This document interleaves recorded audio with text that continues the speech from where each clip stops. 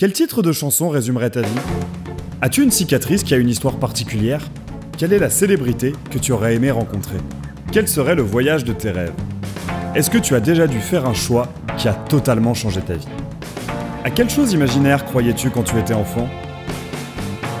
Aléatoire, c'est le podcast qui laisse le choix au hasard et où personne ne sait quelle sera la prochaine question. Dans chaque épisode, j'échange avec une personne, qu'elle soit artiste, humoriste, militante ou homologue du monde du podcast, qu'elle soit déjà célèbre ou qu'elle gagne à être connue, en lui posant 20 questions piochées au hasard. Je suis Jacques et vous écoutez Aléatoire.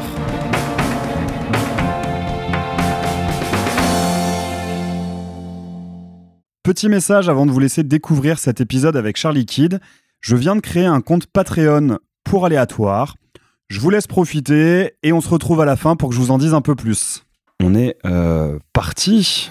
Bonjour à toutes et à tous, chers auditeurs et auditrices d'Aléatoire. Je suis très heureux de vous retrouver pour un épisode un peu last minute, il faut le dire, parce qu'il s'est décidé hier soir à l'occasion de l'excellente première soirée organisée par Arrêt Carjack, Carjack City. Mon invité du jour est donc une des personnes ayant performé lors de cette première soirée. Il s'agit de Kingpin Skinny Kid, a.k.a. Charlie Kid. Enchanté. Bonjour Charlie, je suis très heureux de te recevoir, très heureux de comment ça se fait, comment ça s'organise. J'aime bien faire des épisodes comme ça, parce que donc tu étais sur Paris pour un concert. Exactement.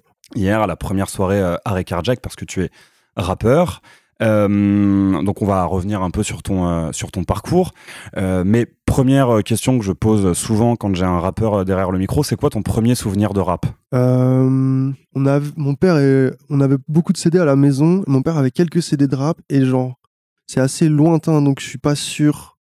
Mais c'est soit MC Solar, soit Les Princes de la Ville. Ok, d'accord. C'est l'un ou l'autre, quoi. Parce que donc t'as grandi dans une famille très mélomane où la musique avait une place importante ? Ouais, mon père était un très grand auditeur de musique. Personne fait de musique, mais mon père est un très très grand fan de musique. Il collectionne les CD et il aime bien plein de trucs différents. Donc ça m'a donné un peu une culture, ça m'a fait un petit peu une carte mentale des genres, des époques, des mentalités, des sonorités. Donc ouais, ça m'a baigné comme ça. Alors donc tu parlais de MC Solar ou des Princes de la Ville qui faisaient partie des CD de ton père, et c'est déjà avec les CD de ton père que tu t'es dit que le rap c'était vraiment un truc qui te parlait, vraiment un truc que tu presque ce qui t'a poussé à en faire, ou c'est plus tard dans tes découvertes plus personnelles que c'est venu ? C'est vachement plus tard quand même. Le moment où j'ai vraiment compris que c'était mon truc, c'était avec Booba en fait. C'était à Westside. Comment ? Parce que les trucs de mon père est plus dans les trucs de musique chaude. Beaucoup de genre soul, jazz, des trucs de library music. Library music. Library, qu'est-ce que c'est-à-dire ? C'était la musique libre de droit à l'époque. Tu vois, t'avais des compositeurs, des mecs comme Alan Okshaw, ou des mecs qui ont fait du jazz, ou des trucs même un peu expérimental, qui en fait produisaient des heures et des heures de musique qui pouvaient après être vendues pas cher pour des films, des émissions de télé, des trucs comme ça et tout. Il y a des pépites, quoi. Les beatmakers, ils ont samplé... Ils ont été piochés là-dedans parce qu'il y a des heures et des heures de musique et personne ne va trouver deux fois le même truc. Donc voilà. Et ouais, beaucoup des musiques chaudes. Et moi, enfin, musique chaude, ça va un peu tout et rien dire, mais moi, c'est vraiment à Booba, les clips à la télé, les trucs de Dirty, l'arrivée de la trappe et tout, que j'ai vraiment eu envie de m'y mettre, quoi. Parce que oui, pour l'instant, c'est plutôt des pistes de découverte assez françaises. Donc le 113, MC Solar, Booba, mais c'est quelque chose qui est relevé par énormément de personnes qui parlent de ta musique. C'est quelque chose qui saute aux oreilles, pour les oreilles un peu formées quand on écoute ta musique. Et même ton alias Kingpin Skinny Kid est une référence à un rappeur de Memphis. Donc comment la transition elle s'est opérée vers le rap US, vu qu'aujourd'hui c'est quand même plus ce qui t'influence que le rap français, non ? Il y avait quand même pas mal de rap US à la télé quand j'étais petit. Dans les années 2000, fin 2000, début 2010, t'avais quand même beaucoup. T'avais Young Money, juste avant ça, t'avais les trucs de Dirty South, t'avais Ludacris, Camillionnaire. Et donc ça, c'est arrivé assez naturellement. Sinon, les vidéos de skate aussi, ça a fait énormément. dans les vidéos de skate, il y avait beaucoup de rap américain, que ce soit les trucs new-yorkais, des trucs du sud, des trucs de Waka Flocka. Il y a plein de trucs qui collent avec ça. Donc ouais, ça a fait vraiment beaucoup. Parce que t'étais très dans la culture skate. Ouais, c'est vraiment un des trucs qui m'a le plus mis dans. Comment dire, rentrer dans une culture, comprendre comment ça fonctionne, être attaché à un truc, à un groupe et tout. Le skate, c'était vraiment hyper formateur pour ça. J'en fais plus trop aujourd'hui, mais c'est un truc, genre, tu restes attaché à ça toute ta vie, quoi. Ouais, je vois. C'est un peu une espèce de mentalité. Tu mets les pieds dedans, ça te suit toute ta vie, quoi. Ça te quitte pas. C'est un état d'esprit plus qu'une pratique. Ouais, bon, c'est un peu. C'est un peu cheesy dit comme ça. Un peu facile comme phrase, mais ouais, c'est. Comment dire. Non, ça regroupe un petit peu tout. Tu sais, c'est genre, comment dire, c'est cohérent, incohérent, tu sais pas trop. Juste, quand tu le vois, tu sais. Quand tu le sens, tu sais. Okay. T'es pas toujours obligé d'expliquer pourquoi, juste. Et ça fait plaisir, quoi. Et alors, donc, sur les plateformes, il y a 2 projets où tu es en solo qui sont disponibles. Un 3e projet en groupe qui est disponible, dont on va parler, mais il y a des projets qui sont plus vieux que ça, qu'on peut trouver assez facilement sur YouTube et sur Bandcamp. Donc, je sais pas si tu veux qu'on en parle. Est-ce que on peut en parler c'est caché ou c'est pas caché C'est pas caché pour des raisons artistiques, c'est caché parce que c'était, enfin, l'organisation, les gens avec qui on était, en fait, il y en a plein qui ont arrêté. Okay. Et il y en a plein qui voulaient pas trop laisser de traces ou qui voulaient plus payer des abonnements, des trucs. Et donc, et moi, c'est les trucs que j'aime pas trop, en vrai. C'est des trucs que je revendique pas vraiment. Moi, j'ai vraiment l'impression. Enfin, moi, je me concentre sur mes trucs. À partir de mon premier projet, pour moi, c'est là que ça commence, quoi. Avant ça, c'est. Donc, à partir de Attention en 2021. Ouais, c'est ça. Avant, c'est juste. C'est moi qui me cherche publiquement, quoi. Donc, ça existe. Je vais pas faire comme si ça existait pas, mais j'en suis pas particulièrement faire. C'est un moment où je me cherche, quoi. Ok. Parce que donc, oui, il y a sorti en. Donc, on parle de ton premier projet qui est sorti en 2021, donc Attention. Ouais. Là, en 2024, cette année, tu viens de ressortir un album, donc Je ne suis d'aucune aide. Exactement. Avec un 4 à la place du apostrophe dans d'aucune aide. Mais avant ça, effectivement, donc, il y avait eu 4 roues motrices en 2019. C'est ça. Et Yacht Club, qui est un projet en collaboration avec un rappeur qui s'appelle Patty G. C'est ça, en 2016. Et donc, c'est à peu près en 2016 que tu t'es mis à rapper, ou déjà avant, tu rappais un peu, et surtout, à quel moment tu décides de faire la transition de simple auditeur qui aime le rap, qui digue, à te dire, bah vas-y, je vais poser mes textes, je vais me poser derrière un micro et je vais essayer de faire quelque chose? Bah, ça a commencé quand même quelques années avant, je dirais que ça a commencé genre en 2012-2013, je suis plus sûr exactement. Mais moi, à la base, j'avais pas du tout... À la base, moi, je voulais faire des prods. Ok. Je voulais pas rapper. C'était pas du tout une envie... Je sais pas, j'avais pas envie de rapper, quoi. Je voulais faire de la musique plus que dire des trucs. Et c'est juste, mes potes un jour ils m'ont dit, tu comprends comment ça fonctionne, pourquoi t'essayerais pas? Je me suis dit ok, je vais essayer. J'ai fait un couplet, je le trouvais horrible, j'étais dégoûté, mais mes potes ils disaient ça va, c'est cool.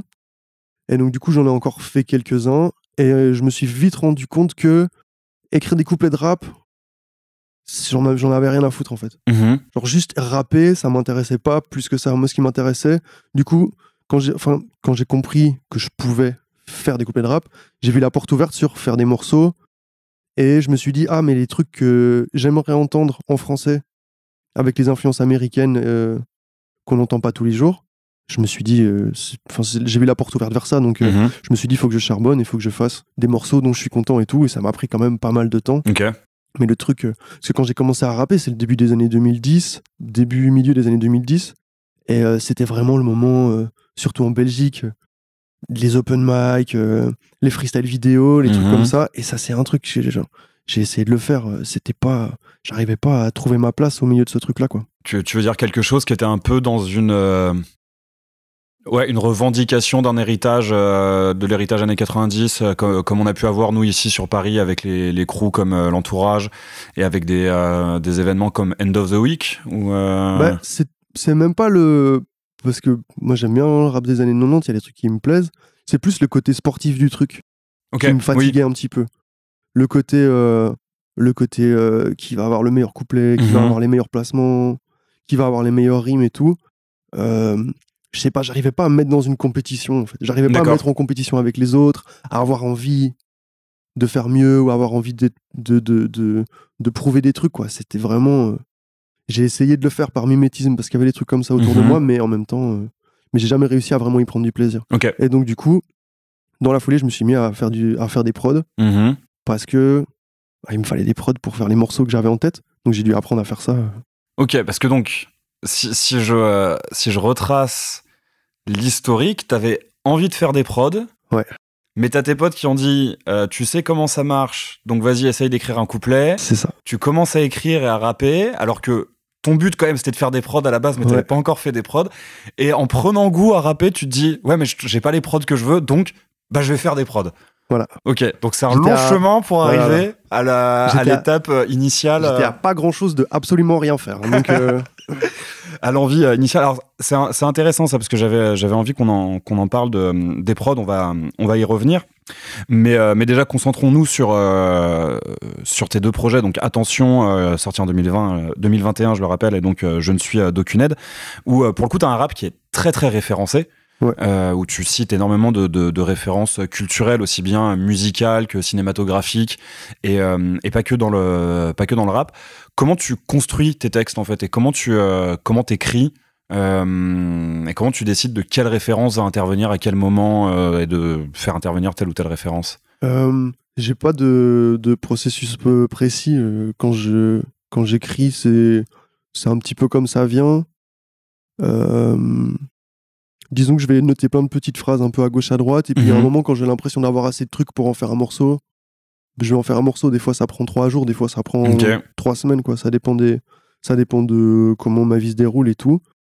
Et en fait, les références, c'est marrant parce que c'est pas du tout un truc instinctif chez moi de placer des références. D'accord. En fait, genre en général, j'écris, puis je me dis par rapport aux couleurs du morceau, par rapport à, je sais pas, l'atmosphère, le truc que j'ai envie d'installer, je me dis tiens, il faut maintenant que j'ai un petit marqueur, un petit truc, parce que en fait, plus que faire des références, j'ai plus l'impression de rendre hommage à des trucs qui me plaisent pour continuer à les faire vivre, plutôt que les placer pour les placer, quoi. Et genre c'est un truc que je fais consciemment, on va dire, de faire des références. Si je me disais pas consciemment de faire des références et que juste j'écrivais les trucs qui me passent par la tête, je ne ferais aucune référence. Quasiment. D'accord. Pas. Donc quand tu... ouais. On me parle beaucoup de ça, on me dit beaucoup, tu fais beaucoup de références et tout. Et donc, moi, j'ai l'impression de pas en faire tant que ça. D'accord. Mais du coup, je suis pas non plus le meilleur pour me juger moi-même. Donc, par rapport à... Je trouve que pour le coup, tu fais vraiment partie de cette... de cette famille où je mettrais aussi un Sidicide, un Samir Hamad, même si c'est pas forcément exactement les mêmes influences et les mêmes sonorités, mais effectivement de ce rap qui cite beaucoup de choses. Mais donc ok, je vois très bien cette idée de rendre hommage et de continuer à faire vivre. Et donc t'écris petit bout par petit bout et ensuite tu rassembles pour faire un... C'est ça. Je sais pas si je le fais exprès, des fois oui, des fois non, mais c'est vraiment un truc de... Comme si je changeais de sujet de discussion en un claquement de doigts. J'ai pas de fil rouge, j'ai pas de thématique, j'ai pas de truc, c'est vraiment juste... je mets les trucs les uns après les autres et puis on voit ce que ça donne. Ok. Et donc tu continues de faire tes prods? Ouais, mais sur le premier, j'ai fait toutes les prods ou presque, et sur le deuxième, beaucoup moins. Ok. Et alors donc comment tu... alors plutôt sur le premier alors, comment tu fonctionnais? Est-ce que ça t'arrivait d'avoir déjà par exemple un texte qui était quasi complet à force d'avoir à ramener ensemble des petits bouts de phrases et de puzzles, et ensuite tu disais ok, je vais essayer de construire une prod qui va avec ce texte, ou est-ce que quand même c'est toujours la prod qui vient en premier, tu commences toujours par faire une prod, et surtout comment tu commences à faire tes prods et ensuite t'essayes de mettre un texte dessus? Franchement, j'ai aucun process précis. C'est vraiment, ça peut arriver de n'importe quelle manière. Des fois, ça m'arrive plus souvent d'écrire dans le vide et puis de trouver la prod qui va avec. Mais ça m'est arrivé, enfin, tous les cas de figure me sont arrivés, quoi. Je me suis déjà imaginé un morceau de toute pièce en me disant je dois faire tout qui va dans ce sens-là. J'ai déjà écrit des textes sans aucun truc et en prenant des vieilles prods. J'ai déjà fait des prods en disant je veux faire un morceau qui ressemble à ça. C'est vraiment, ça dépend du moment, quoi. J'ai pas de truc, j'ai pas de process précis de laboratoire, on va dire. Okay. C'est vraiment, ça dépend des envies, ça dépend des morceaux, ça dépend de la musique que j'ai envie de faire. C'est assez assez fluide. Ok. Et donc, des projets comme Attention ou Je ne suis d'aucune aide, est-ce que quand tu les crées, tu les penses vraiment du début à la fin, encore une fois, comme des projets, tu vas construire les morceaux avec, on va dire, une ligne directrice propre au projet, ou c'est plutôt une démarche de quand il y a suffisamment de morceaux et qu'il y a une cohérence entre eux, le projet est là et je libère le projet. Les deux projets, ils étaient finis quand ils étaient finis. C'était genre, j'avais la sensation que c'était fini, mais je le savais quand je le savais. Je pouvais pas me dire, il me reste 2 morceaux pour finir, ou je me reste ça à faire pour finir le truc et tout. Mais le premier, c'était un peu plus genre, je me suis fait plaisir. Je me suis dit juste, il faut un truc complet où j'avais l'impression que l'équilibre était bien balancé en termes de longueur, en termes de couleur et tout. Et puis il était fini quand il était fini. Et Je ne suis d'aucune aide, par contre, j'avais vraiment une idée beaucoup plus précise de là où je voulais aller, juste en termes de couleur globale, quoi. De ce que je voulais raconter, de l'atmosphère que je voulais retranscrire. Parce que le premier est plus, comment dire, c'est un peu plus une espèce de carte de visite, où genre je tente un peu différents trucs, alors que le de Je ne suis d'aucune aide, il est plus uniforme. Et je voulais vraiment un truc un petit peu plus uniforme.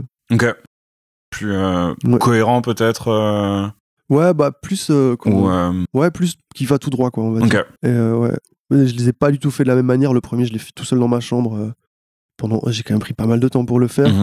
Alors que le deuxième, je l'ai fait quand même assez vite, mais avec pas mal de gens pour m'aider. Donc je l'ai pas enregistré tout seul. J'ai filé les mix à un pote. Je recevais des prods aussi pas mal, donc je devais pas me faire toutes mes prods. J'en ai que 2 ou 3, je crois, sur celui-là. Donc en vrai, ça facilite vraiment énormément les choses. Et ça me permet d'aller beaucoup plus vite. Je préfère vachement bosser comme ça que genre faire toutes mes prods, faire tout seul en mode génie fou. Et franchement, c'est trop fatigant, c'est trop chiant, j'ai plus envie de faire ça. Alors, c'est-à-dire assez vite, t'as mis combien de temps à le faire, ce projet Entre vraiment le premier morceau et la sortie, il doit y avoir 8 ou 9 mois, un truc comme ça. Ok, d'accord, oui, effectivement, c'est assez... Ouais. C'était hyper agréable à faire, hyper facile. Et alors en 2024, c'est pas le seul projet que t'as sorti, vu que t'as aussi sorti un projet en groupe, t'as sorti Mafia Merveille avec ton... Alors est-ce que déjà tu le considères comme un groupe ou un collectif, les Marvelous Mob, que tu composes avec les 2 autres meilleurs rappeurs belges selon ce bon Sidicide, donc Cham le Pire et Tonino. Donc déjà, est-ce que c'est un groupe ou est-ce que c'est un regroupement de... Est-ce que vous pensez comme un groupe ou juste des rappeurs qui s'apprécient et qui font de la musique ensemble et qui font un projet commun et qu'est-ce que ça change surtout toi dans ta façon et d'écrire et peut-être de faire des prods, de faire des morceaux à plusieurs? En fait, ce projet, il s'est un peu imposé de lui-même parce que c'est juste un moment où on traînait beaucoup ensemble et où on avait DJ Young Vem qui était pas loin et qui pouvait nous filer des prods. Et donc, en fait, juste, on a fait des morceaux. Puis à la fin, on avait un projet et il était fini, quoi. C'était Tonino qui avait qui avait une impulsion de refaire un truc en groupe, de refaire un truc à plusieurs et tout, et qui en a profité pour qu'on s'organise autour de ça pour faire ça. Et donc, ouais, c'est quand même... C'était assez... pareil, le seul truc a été assez rapide, assez facile. Et ouais, on peut dire qu'on est un groupe. On peut dire qu'on est un groupe, ouais. Et donc, est-ce que ça change quelque chose, toi, dans ta façon d'approcher ton écriture, d'approcher tes textes, de forcément avoir moins de place sur un morceau ou est-ce qu'en fin de compte, dans ton processus créatif, c'est vraiment assez équivalent à quand tu bosses en solo? Non, ça change absolument tout. Ok. Quand je suis tout seul, je vais aller dans mes feelings. Je passe en mode rappeur emo. Alors que quand je suis avec les autres, je m'amuse, quoi. Ok. Parce que ça m'est déjà arrivé plein de fois, en fait, de faire d'écrire des couplets trop personnels sur des morceaux à plusieurs. Et en fait, à la fin, les trucs, ils cohabitent pas bien. Ok. Donc ouais, c'est vraiment le moment où c'est du fun, quoi, en fait. Donc ça change mais ça change les sujets abordés. Ouais, c'est ça. Donc peut-être plus d'humour. Plus d'ego trip. Ouais, c'est ça. Ok. Eh bien, écoute, est-ce que tu vois quelque chose à rajouter à ta présentation et à ton parcours est-ce qu'on passe aux questions de la boîte? Allons-y. Et la première, je t'en prie, allonge-toi sur le divan. Quelles sont tes faiblesses? Quelles sont mes faiblesses? Waouh, il y en a vraiment beaucoup. Hein. Je dirais la passivité. C'est quand même assez dur pour moi de passer à l'action. Il y a des fois où vraiment, genre, je dois sortir de ma tête pour transformer des pensées en actes. Heureusement, avec le temps, ça s'arrange, mais ça et le manque d'organisation aussi. Ok. Mon cerveau, il divague à longueur de journée. Je suis tout le temps en train de passer d'un truc à un autre sans vraiment faire le truc à fond. Donc, ouais. C'est ça, les organisations, les rythmes peuvent parfois être un petit peu compliqués. Quand tu dis passivité, ouais, c'est de la procrastination où tu remets tout au lendemain, ou c'est même juste vraiment le fait de te mettre en mouvement qui est difficile? Ouais, c'est plus le truc de genre l'impulsion. Chez moi, c'est pas un truc hyper naturel. Ok. J'ai pas un truc d'impulsion où genre c'est facile de avoir entre le moment où j'ai une idée et le moment où je peux en faire quelque chose, elle doit rester coincée dans ma tête pendant plusieurs semaines avant que j'arrive à en faire quelque chose. Je sais pas pourquoi, mais c'est pas facile pour moi d'être en mode d'être sûr que je peux faire ça comme ça à tel moment aussi rapidement et tout. Et ouais, plus ou moins ça. La question, c'est les faiblesses. C'est ça, ouais. Quelles sont tes faiblesses? Mes faiblesses. J'ai les os poreux. Ok. Non, c'est pas vrai. Ça pourrait en être une, effectivement. Pour être une faiblesse sur ma fiche perso. Alors, es-tu sensible? Oui. T'as utilisé le terme émo pour... Sensible sensible à quoi? Sensible comment? Ça, tu vois. C'est à toi d'interpréter la question. Ouais. Oui, bien sûr. Bien sûr. Et alors, pour revenir au terme émo, que je t'ai pas vu utiliser toi, moi, sauf là maintenant, mais que j'ai déjà vu utiliser effectivement pour décrire ta musique. Mais du coup, est-ce que c'est quelque chose qui faisait un peu partie de ta culture avant et de tes références, toute cette culture, la culture emo, du hardcore, puis du punk rock et même ensuite du rap, où finalement c'est plutôt un truc que tu t'es approprié parce qu'on t'a collé cette étiquette? Bah, j'ai pas cette culture-là. Comment ça me tient pas d'il y a très très longtemps. Et donc je l'avais pas. J'aurais jamais utilisé ces mots-là pour me décrire. Donc ça me fait rire de l'utiliser. Mais en vrai, je comprends grave pourquoi. Et je me suis quand même, sur les 4-5 dernières années, quand même intéressé à pas mal de trucs qui peuvent être un petit peu considérés comme des trucs un peu émo, quoi. Des trucs de post-punk, des trucs de rock ambiant, des trucs de rock gothique, et des trucs tout simplement de musique un peu plus facile à écouter en termes de confort, on va dire. C'est-à-dire? En fait, il y a juste un moment où genre écouter du rap, ça me tapait trop sur la tête. Okay. Écouter des trucs avec des gros kicks et des gros snares et des trucs mal mixés, il y a un moment genre physiquement j'y arrivais plus. Okay. J'écoutais genre une demi-heure de ça et puis j'arrivais plus. Donc du coup, j'ai dû vraiment faire un effort d'aller chercher des trucs un peu plus faciles à écouter. Et c'est passé par les trucs d'ambient, Cocteau Twins, des BO d'animés, des BO de jeux vidéo. Et donc du coup, j'imagine que ça fait partie aussi de la sensibilité.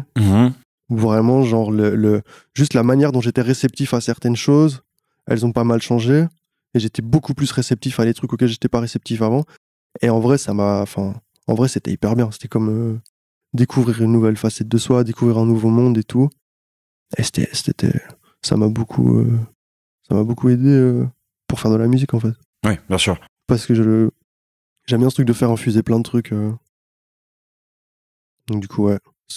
Homme sensible. Homme sensible. Homme soja, homme sensible. Parce que du coup, on a parlé un peu de ta découverte du rap et de ce qui t'avait marqué lorsque t'avais découvert le rap. Mais en même temps, t'es arrivé avec une très belle veste pimpée aux couleurs de Transylvanian Hunger de Dark Throne, donc album culte s'il en est de black metal. Mais donc ton parcours musical, ça a vraiment été bousillé de rap, à n'écouter que du rap pendant un moment. Et donc, comme tu disais, plus récemment à t'ouvrir à autre chose, ou quand même, dès le départ, t'étais ouvert à plein d'autres trucs et t'écoutais d'autres choses que du rap? Bah, comme je disais tantôt avec le skate, dans les vidéos de skate, il y avait vraiment tout. Oui, aussi, c'est vrai, oui. Et donc j'avais accès à des trucs, j'ai entendu beaucoup de punk dans les vidéos de skate. Et donc c'est un truc où j'allais aussi à des soirées de punk à Namur quand j'étais plus petit. Mais c'est pas des trucs que j'écoutais consciemment. Okay. C'est pas des trucs que je mettais dans mes écouteurs, mais c'est des trucs que je savais que j'allais y être exposé. Et j'aimais bien ça. Ok. Et comment? Mais j'ai vraiment... la plupart des années 2010, j'ai vraiment écouté beaucoup de rap. Et puis il y a un moment où, ouais, je sais plus à quel moment, je pense que c'est peut-être 2017, 2018, j'avais envie d'écouter d'autres trucs. Et j'ai commencé à chercher dans les trucs de musique électronique, des trucs qui me plaisaient. Et il y a eu, grosso modo, la techno de Détroit, Underground Resistance, oui. Drexia, Doppler Effect, tout ça. Et la Ghetto et le Juke Footwork. Oula, alors la Ghetto et la Juke Footwork. La Ghetto Tech. Ok, je connais, pour le coup, je ne connais ni l'un ni l'autre. C'est des styles de musique, en fait, c'est l'équivalent rap de la musique électronique aux États-Unis. Okay. C'est la musique faite par des Afro-Américains pour s'amuser le week-end, pour faire la fête, quoi. Et c'est une musique très rapide, très salace, qui parle beaucoup de sexe. C'est les refrains, ça parle de se défoncer, de baiser. C'est assez redondant, assez, comment dire, ignorant, on va dire. Et en fait, ouais, c'est avec ça où... c'est à ce moment-là vraiment où je me suis dit j'ai envie d'écouter d'autres trucs que du rap parce que j'en avais marre d'écouter Tue Six Mafia tout le temps. Ok. Et donc ouais, et puis de là je me suis dit ah bah tiens ça, mais en fait j'aime bien tel truc de rock et mon père il écoutait les Stone Roses et Joy Division, donc j'ai aussi envie de réécouter ça. Et donc et puis de là en fait tu déroules le fil et t'arrives à peu près partout en fait. Ouais. Et, alors, et la Juke Footwork, qu'est-ce que c'est du coup? C'est la Footwork, c'est un style de musique qui vient de Chicago. Le représentant de ça, c'est le mec le plus connu de ça, c'est DJ Rashad, qui est décédé, c'est à son âme. Ça me dit quelque chose, ouais. Et c'est une musique qui va assez vite et qui est vraiment basée sur les infrabasses. Et comment? Ouais, je vais pas faire les rythmes à la bouche ici, mais comment? Non, mais par exemple, si on devait avoir un morceau pour aller découvrir la ghetto techno et un morceau pour découvrir la footwork, qu'est-ce que ce serait? Attends, je vais regarder mon téléphone parce que j'ai une mémoire infâme. Footwork, Footwork, tout l'album Double Cup de DJ Rashad. C'est vraiment la meilleure porte d'entrée. Et Ghetto Tech, je dirais DJ Slogo. Ok. Et ouais, c'est des trucs. Il y a plein de compiles, il y a plein de trucs sur YouTube. Il y a plein de vidéos de mecs qui dansent aussi qui sont cool. Bien sûr, ouais. Et ouais. Alors, je remarque un truc, quelque chose d'intéressant, c'est que tu dis que ton ouverture, le moment où tu es allé, on va dire, consciemment chercher d'autres musiques, tu le dates à peu près 2016, 2017, 2018. Ton premier projet sort en 2016. Est-ce que tu penses qu'il y a un lien avec le fait de rapper aussi, d'être fatigué d'écouter tout le temps du rap et tout le... Ouais, voilà. Ouais, en vrai, vraiment, ouais. Ok. Il y a vraiment des moments où, genre, quand j'ai trop la tête dans faire du rap, j'arrive pas à écouter du rap. Et donc, mais j'ai envie d'écouter de la musique, donc il faut que j'écoute d'autres trucs, quoi. Et mais donc, ouais, si, clairement. C'est un peu... c'est un peu une malédiction, quoi.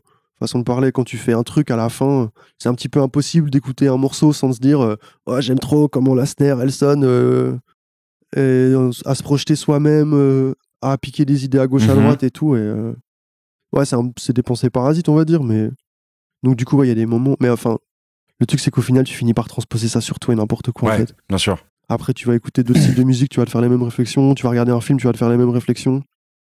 C'est juste que le rap, c'est un peu fatigant d'écouter du rap tout le temps. Je pense que tous les styles de musique sont fatigants à écouter tout le temps. C'est vrai. Il y en a 2-3 qui doivent quand même être plus faciles que d'autres. Oui, je pense que l'ambiance, effectivement... Ouais, j'aime bien Dark Throne, mais je préfère écouter les BO de Final Fantasy si je dois écouter ça pendant plusieurs heures. Ouais, je pense à un groupe comme Dead Can Dance, ça doit effectivement être un peu plus facile à écouter pendant des heures et des heures que n'importe quel groupe de BM ou Class 36 Mafia. Et alors, dernière question, avant d'en retirer une, mais par rapport à cet univers vaste musicalement, t'empruntes beaucoup aux autres genres de musique que t'écoutes pour faire tes prods? Ouais, énormément. Surtout dans les mélodies, dans les choix des sonorités, les trucs comme ça et tout, mais le choix des samples, j'arrive quasiment tout le temps avec des références.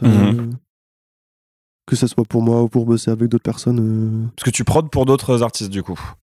Non, quand je dis avec d'autres personnes, c'est plus genre quand je vais être avec d'autres personnes qui font des prods en studio. Ok, ouais. Où j'arrive avec soit des samples, soit des idées de morceaux, soit juste des envies. Mais c'est assez souvent dans d'autres trucs que du rap, quoi. D'accord. Alors, ce serait quoi le truc que t'es le plus fier d'avoir samplé? Le truc que je suis le plus fier d'avoir samplé. Waouh. Je crois que c'est la musique de jeux vidéo en vrai. Ok. La plupart des trucs de musique de jeux vidéo, genre le sample de Deadly Premonition sur mon premier projet, il est hyper beau, je l'aime trop. Et parce que c'est un peu c'est un peu le truc le plus confortable pour moi possible, quoi. Vraiment la musique de jeux vidéo japonais, des samples de Silent Hill, des samples de Resident Evil, des trucs comme ça. Ça c'est vraiment, fier. Je sais pas si je suis vraiment fier parce que c'est pas des samples très compliqués à trouver. Mais c'est des trucs que je m'y retrouve à 100%, quoi. Oui, voilà, c'était plus dans ce sens-là que je l'entendais, effectivement, mais et pas dans le côté j'ai trouvé le truc que personne d'autre allait trouver. Non, ça, moi, j'en ai rien à foutre. Mais justement, où toujours dans cette idée de faire des références et donc de rendre hommage et de continuer à faire vivre, où t'étais le plus satisfait d'avoir rendu hommage. Ouais, je dirais ça, et le sample de Berserk aussi. J'étais dans un sample de Berserk, en fait, juste il était facile à trouver, mais en fait, plein de gens aiment ce morceau, donc en fait, il a touché énormément de gens. Enfin, les gens qui étaient fans de ce truc, qui étaient fans de Berserk, ont adhéré. Ouais, c'est ça. On en a beaucoup parlé. J'étais en mode, c'est cool, en fait. Tu leur montres des trucs qu'ils connaissent déjà, et en fait, ils kiffent de ouf. Si tu devais disparaître et changer d'identité, que ferais-tu? Que ferais-je? Je serais détective privé à Chicago. Oh! J'essaierais de vivre dans une série policière, mais sans être policier. Ok. Un film noir. Ouais, c'est ça. Un trou détective, résoudre des mystères, faire des cartes sur les murs. Ça a l'air génial. Alors, j'aurais une vraie raison de mettre des trench coats. Qu'est-ce qui te donne envie Quelles sont tes références qui te donnent envie de devenir détective privé? Twin Peaks en premier, on va dire. Ouais, Twin Peaks, True Detective, The Chaser, qui est un film coréen. Ah oui. Ouais, et puis l'atmosphère policier, quoi. Juste le truc un peu mystère, le truc un peu jeu de piste, avoir un truc à résoudre. Ça a l'air trop bien. Et pourquoi Chicago plus que, je sais pas, Los Angeles ou la Nouvelle-Orléans, qui doivent être des villes sympathiques aussi pour être détective privé? Non, j'ai dit Chicago comme ça, mais en vrai, à peu près n'importe quelle ville des États-Unis, ça m'irait. Elles ont toutes un truc différent. En vrai, en vrai, si je devais vraiment choisir, ce serait soit New York, soit Los Angeles. Mais et le Los Angeles d'Hollywood plus que le Los Angeles de Mulholland Drive, quoi. Ouais. Pas le Los Angeles des plages et pas Los Angeles de GTA, on va dire. Ok. C'est vrai qu'il est pas si différent. Oui, et puis après je trouve que ça dépend de à quel GTA tu fais référence. Ouais, je pense au 5, quoi. Au 5, ouais. Je trouve qu'en surface, il est très le Los Angeles des plages. Et qu'en profondeur, il y a des petites quêtes annexes et des petites missions qui, justement, évoquent Ouais, c'est vrai. Notamment la mission annexe où tu dois retrouver tous les bouts d'une lettre d'une actrice qui s'est suicidée suite à un... Ouais, j'ai tendance à faire mes jeux à 100% quand je les lance. Donc, et il y a une quête annexe où tu dois retrouver tous les bouts de lettres, et quand t'as la lettre complète, tu découvres que c'est une actrice c'est une histoire sordide, qui s'est fait abuser par un producteur et qui du coup s'est suicidée. Et donc la fin de la mission, c'est tu vas fumer le producteur chez lui. Ok. Et donc je trouve que le GTA V, justement, en surface, il n'est pas du tout cet Hollywood mystérieux de Mulholland Drive ou de Chinatown ou ce genre de choses, mais ou de Under the Silver Lake. Ouais, j'allais dire, Under the Silver Lake, c'est vraiment exactement ça, quoi. Le truc hyper... la fourmilière, en fait, c'est ça que j'aime trop. Ouais. Tu vois, les trucs cachés, ou même, je sais pas, tu vois, là, une version new-yorkaise de Da Vinci Code, tu vois. Tu vas chercher des secrets à des endroits, le jeu de piste, le machin, genre, je sais pas, ça a l'air... c'est le truc de confort ultime quand je regarde des films, donc j'essaie de transposer ça. Ah, si tu devais changer de vie... Ouais, je me dis, ça doit être amusant, ouais. Je pourrais fumer des cigares. C'est ça, et oui, il faut fumer. Il faut fumer pour faire ça. Hein. Faudrait que je recommence à fumer, Je suis pas sûr que tu puisses être détective privé sans fumer. Non. Faut fumer, boire des litres de café, avoir un beau trench coat. Avoir une alimentation douteuse. Des double cheese. Je sais pas si Est-ce que t'as vu un film qui s'appelle The Long Goodbye? Non. Qui est pareil, film de détective privé. Je crois que c'est à Los Angeles, même si la ville a pas trop d'importance. Ok. Et c'est énorme loser désabusé qui est constamment en train de fumer à l'écran. C'est vraiment, si t'aimes cette ambiance, regarde-le. Ah, vas-y. Ça va beaucoup te plaire, je pense. Trop bien. Quand tu étais enfant, quelle chose pensais-tu être géniale dans le fait d'être adulte? Et en fait, non. Waouh. Alors là, est-ce que je me suis déjà fait cette réflexion une fois? J'en suis même pas sûr. Je savais que le travail, ça allait être de la merde, donc pas la carrière professionnelle. Je sais pas. Hein. En vrai, je pense pas m'être fait cette réflexion. Je pense pas m'être dit j'ai envie de grandir pour ça. Enfin, un truc qui soit pas un truc de gamin de 5 ans, tu vois. Non, je crois pas m'être fait cette réflexion. Et puis moi, j'aime assez bien la vie d'adulte. Mmh.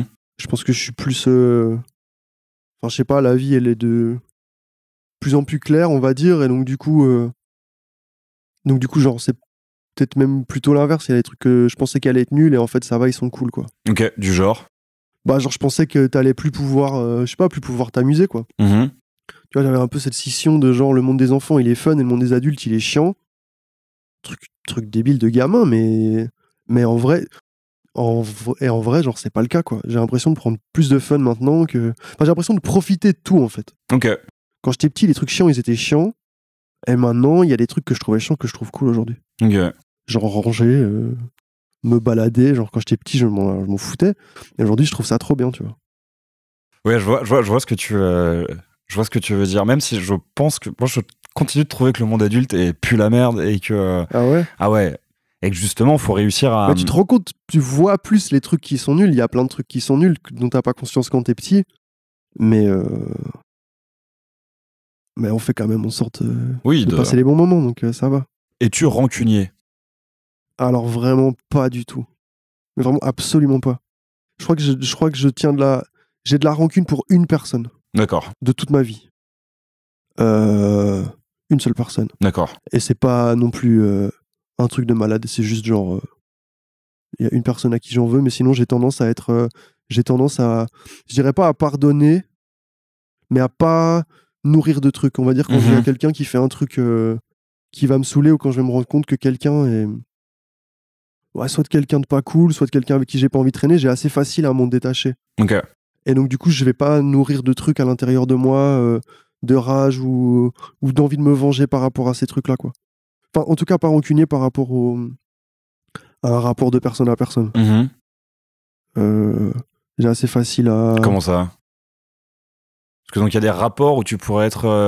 Non, mais genre, tu vois, genre rancunier envers quelqu'un, quoi. Ouais. Tu vois, il y a des trucs qui peuvent me foutre le seum, et ça peut durer très très longtemps, mais pas dans des rapports personnels que je vais avoir avec les gens que je côtoie. D'accord.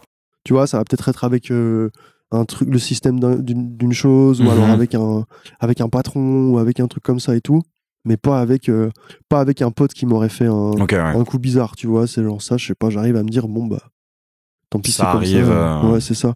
Et à pas excuser, mais à rationaliser, quoi. À me dire, bon, bah, tant pis, cette personne, elle a fait ça, voilà, bah, on traîne plus ensemble. Ça va. J'ai pas une liste d'ennemis, de têtes à abattre, quoi. Okay. Il y a des têtes à abattre, mais c'est pas mes potes. C'est pas mes ex-potes. C'est pas tes ex-potes, ouais. Mais ouais, donc t'acceptes assez facilement les excuses. Ouais, c'est ça. Et je fais pas, tu vois, je fais pas grossir la boule dans mon ventre, on va dire. Qu'est-ce que tu aimes le plus physiquement chez toi? Mes cheveux. On est ensemble. Ma copine est coiffeuse, donc elle m'a vraiment appris à en prendre soin. À en prendre soin et à cultiver juste à aimer ses cheveux, quoi. Ok. Et donc, du coup, ouais, j'aime trop. J'ai l'impression que là, je pourrais changer à peu près tout chez moi. Ça pourrait... Je voudrais juste garder mes cheveux. Ok. Et comment? Et j'ai appris à m'accepter aussi physiquement. Tu vois, genre, comment. Donc en fait, je sais pas. Et alors, j'aime bien mon corps, c'est mon corps, il est comme ça, tu vois. Alors de chevelu à chevelu, quelle est ta hair routine? Pour le moment, je suis en mode cheveux gras. Ok. J'aime bien les cheveux gras pour le moment. Je les laisse bien graisser là, puis je les mets un peu en arrière. Sinon, brossage et shampoing. Deux shampoings consécutifs, une ou deux fois par semaine. Bien les brosser, puis c'est bon. Hein. T'as pas de produit miracle, de l'huile de coco, de l'aloe vera? C'est le séchage des cheveux qui fait beaucoup en fait. Ah, alors comment tu te sèches les cheveux? Avec un sèche-cheveux. Ok. Tout simplement. En te brossant les cheveux. Ouais, c'est ça, sèche-cheveux, brosse. Brushing en fait. Je me fais des brushings. Tu te fais des brushings. Exactement. Écoute, on revient un peu à la question précédente sur la rancune, mais toi-même, t'excuses-tu facilement? Ouais. Oui, facile. Peut-être même un peu tendance des fois à m'excuser pour des trucs. Tu vois, moi, imaginer que ça a fait chier telle ou telle personne, alors qu'en fait, pas tant que ça. Tu vois. Mais c'est plus un truc pour me rassurer, je crois. J'ai pas vraiment envie de m'excuser, j'ai juste besoin de savoir que la personne a pas trouvé ça chiant. Et donc, j'ai tendance à. Tu vois, à aller, je sais pas, à mettre les choses au clair, tu vois. Mais ouais. Oui, assez facilement. Je t'ai retourné aucune question jusqu'à maintenant. Bon, t'inquiète, rien n'est obligatoire. Y a-t-il un point commun à tes amis? La drogue. C'est tous des cas sociaux avec des problèmes d'addiction. Non, j'exagère, mais ouais, en vrai, un petit peu. Je me suis déjà fait la réflexion. Genre, vraiment, je sais pas, mes potes, c'est un petit peu tous des gens un peu inadaptés ou avec des parcours un peu cabossés, quoi. Ou alors des gens, je sais pas, qui aiment pas sortir de chez eux. Ouais, c'est ça, c'est soit des drogués, soit des nerds. Ok. L'un ou l'autre. Mais ouais, je suis pas très, comment dire, je suis pas très doué ni calculateur pour comprendre un petit peu comment se faire des amis, comment se faire des contacts ou les trucs comme ça, quoi. C'est les trucs s'imposent un petit peu d'eux-mêmes, quoi. On va dire. Et j'ai plus tendance à traîner avec des gens qui me ressemblent pas, mais avec qui je passe des bons moments, que de vouloir m'affilier avec des semblables, on va dire. Ok. La mort te fait-elle peur? Ouais, arrête de fou. Hein. J'ai toujours pas accepté, je crois. Ah ouais? Ouais. Ok. J'ai toujours pas accepté. C'est vraiment... je dois me faire attention à pas trop y penser, quoi. Sinon, je peux vite doomer. Mais ouais, je dois vraiment faire attention à pas trop y penser. J'espère un jour... J'espère vraiment un jour faire le deuil de ça. Mais pour le moment, c'est pas encore le cas. Ok. Je crois que j'ai pas fait assez de trucs bien dans ma vie, en fait, pour accepter ça. J'ai pas fait tous les trucs que j'aimerais faire. Et du coup, vraiment, ça peut tourner beaucoup. En fait, j'ai l'impression que cette question-là, elle est sous-jacente dans tous les aspects de ma vie. Quasiment tout le temps, en fait. Je veux pas faire des trucs de philosophie à 2 balles, mais j'ai l'impression que c'est vraiment... Je sais pas, c'est toujours un peu caché derrière, là. C'est toujours un peu enfoui dans un coin. J'aimerais trop être en paix et me dire je m'en fous de crever, mais en fait, non, quoi. Je me rassure en me disant je vais faire des morceaux où je sample Berserk pour que si je meurs, au moins il reste ça, quoi. Mais donc, ouais, ce qui te fait peur, c'est pas forcément l'après ou le moment où ça arrive, mais c'est plutôt à ne pas avoir laissé suffisamment de choses, à ne pas avoir fait suffisamment de choses au moment où ça arrive. C'est tout, en fait. Enfin, j'ai aussi très très peur de mourir lentement sur un lit d'hôpital. Ok. Ça, c'est vraiment une grande peur.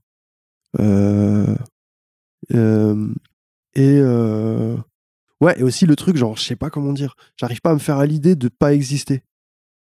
Tu vois, je suis en mode genre... Et puis, et juste la fatalité du truc, quoi, tu vois. Le côté, genre, je sais pas, j'ai envie d'être là encore dans 400 ans pour voir comment les choses elles évoluent et tout, tu vois, mais... Je sais pas, genre, je sais pas comment expliquer. J'arrive pas à l'accepter. J'arrive pas à l'accepter, genre... Quand j'étais petit, je me l'expliquais pas comme ça, mais genre le transhumanisme pour moi c'était genre un truc génial, tu vois. J'étais en mode genre putain, moi j'ai envie d'être un cyborg et qu'on mette mon cerveau dans un robot. Dans un ordinateur, ouais. Ouais, c'est ça, tu vois, et qu'on puisse remplacer mon bras le jour où il est cassé. Et ouais. La mort. La mort. Est-ce que la vieillesse te fait peur? Ouais, aussi, ouais. Enfin, non, pas la vieillesse, mais mal vieillir plutôt. Ok. Ouais. La dégénérescence mentale, les problèmes de santé qui peuvent s'installer, et tout ça, c'est des trucs qui font qui font stresser, quoi. Après, faut faire en sorte que... Faut limiter les dégâts, quoi. Faut pas prendre trop de drogue. Ouais, ça va. Si l'argent n'avait aucune importance, que ferais-tu de ta vie? Ouais, la même chose. Hein. Ouais, la même chose. Juste, je me prendrais un petit peu moins la tête à faire de l'argent pour payer les factures, quoi. Donc, je ferais la même chose, mais avec moins de stress. Parce que, pour l'instant, tu vis de ta musique Pas du tout. Ok. Non, pas du tout. Pas du tout organiser ma vie autour de gagner de l'argent pour de la musique. J'ai gagné ma vie autrement. Mais ouais, non, je ferais exactement la même chose. Juste, j'aurais une plus grande maison, plus d'espace pour faire ce que je veux. Je pourrais essayer plein de trucs que j'ai envie d'essayer sans me poser la question. Du coup, est-ce que t'en profiterais pas pour organiser ta vie autour de la musique? Bah non, je crois que justement, j'aurais envie de faire blinder vraiment beaucoup de trucs, quoi. Ok. J'aurais envie d'essayer plein de trucs, tous les trucs artistiques qui vont les uns avec les autres, je pense. J'ai super envie d'apprendre à faire des fringues. Enfin, j'ai toujours envie d'apprendre à faire un milliard de trucs, quoi. J'ai envie d'apprendre à faire des bijoux, j'ai envie d'apprendre à faire des meubles, j'ai envie d'apprendre à faire des fringues. Parce que tout est c'est hyper facile de placer les trucs les uns à côté des autres. Et moi, c'est vraiment ça qui me fait kiffer, quoi. C'est avoir vraiment créer un game designer, quoi, tu vois. Ok, ouais. Alors, mettre la musique et mettre les décors et mettre le loot et, tu vois, choisir tous les trucs et qu'à la fin, ça soit beau, tu vois. Y a-t-il une chanson un peu honteuse que tu aimes écouter? Parlons plaisir coupable. Un truc vraiment honteux. Je pourrais dire que j'assume tout. En fait, c'est pas les chansons qui sont honteuses, je crois, c'est plus les personnes qui les font. Ouais. Il y a des fois où quand même t'écoutes des trucs, t'es en mode genre bon, je devrais pas écouter ça, mais je vais quand même le faire parce que je vais passer un moment fun. Ça va rester entre moi et moi. Il y a quand même quelques trucs. J'ai une fascination pour un morceau de Jason Voorhees qui s'appelle Massage à l'huile. Ok. Qui est vraiment répugnant. Mais c'est vraiment genre... C'est un storytelling de 3 couplets de Jason Voorhees qui explique qu'il va dans un salon de massage en Thaïlande pour se faire masser avec les sous-entendus de tourisme sexuel qui vont avec. Et il est vraiment genre, il fait des onomatopées, il explique tout dans les moindres détails. Il est vraiment répugnant. Mais c'est vraiment crade, ouais. C'est vraiment... Mais en plus, j'adore montrer ce morceau aux gens qui le connaissent pas. Parce qu'il y a un clip avec qui illustre ce qu'il peut illustrer. Et vraiment, c'est scandaleux. Mais c'est génial. Moi, je trouve ça... Tu sais, c'est les trucs où tu dis genre... Est-ce qu'il a fait exprès? Est-ce qu'il a pas fait exprès? Genre, c'est un mystère. On ne saura jamais. C'est pas bien. Quand je le mets, ma copine, elle m'en veut. Mais... je peux pas m'en empêcher. C'est comme ça. Je peux pas réécrire mon histoire. Ton plaisir coupable, c'est donc Massage à l'huile de Jason Voorhees. Exactement. Mais après, effectivement, je pense que si tu m'as dit hier que tu te mettais au black metal et que c'était parfois un peu compliqué aussi à ce niveau-là. Ouais, c'est sûr. Je connais pas encore tous les lores de tous les groupes que j'ai écoutés. Je sais lesquels sont un petit peu... sketchy. Ouais, je sais lesquels sont vraiment... Enfin, il y en a qui sont très très connus pour être des grosses crapules. Ouais, ça m'empêche pas non plus d'écouter la musique et de prendre du plaisir, quoi. Mais voilà, plaisir coupable, pareil. Ça faisait longtemps qu'elle n'était pas sortie, celle-là, elle est très bien. Si tu pouvais réaliser un documentaire, sur quoi porterait-il? Waouh. Si je pouvais réaliser un documentaire, sur quoi porterait-il? Il y a plein de sujets qui m'intéressent, mais je crois qu'il y en a beaucoup qui ont été faits. J'aime beaucoup les trucs sur les scènes musicales. Je crois que j'irais faire un docu sur une scène de rap que je kiffe, quoi. Peut-être sur... du coup, il existe un peu, mais il est un peu frustrant. Peut-être un truc sur Chief Keef. Ouais, il y a un documentaire sur... Il y a un truc Noisy. Oui, sur Chicago, il y a un épisode sur Chief Keef. Alors ça, c'est du reportage, c'est pas du documentaire. Oui, c'est vrai. Mais comment? Mais ouais, un 1h30 de Chief Keef en studio, qui fait des morceaux et qui va manger des burgers avec ses potes, un peu sans fil rouge, ça, ce serait trop bien. Ce serait hyper bien. Ouais, sinon, j'aime bien les trucs sur les... Vraiment sur les... Tu vois le film des frères Zavdi, Heaven Know What. Non. C'est un film sur des jeunes héroïnomanes à New York. Ok. Et c'est vraiment filmé en mode un peu comme un documentaire, quoi. Ok, c'est la caméra portée, on les suit de très près. Et le film a, comment dire, c'est genre 48 ou 72 heures qui se déroulent. Tu vois vraiment les journées qui se déroulent, comment dire, de manière naturelle et tout. Et ouais, un documentaire sur un truc comme ça, je trouverais ça super. Un vrai truc qui montre vraiment c'est quoi la vie d'un SDF, c'est quoi la vie de quelqu'un qui a tout perdu à cause de la drogue.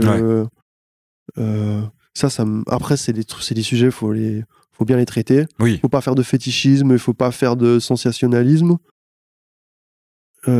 Mais ouais, je sais pas s'il y en a qui existent, mais un docu comme ça bien fait, ça serait vraiment super.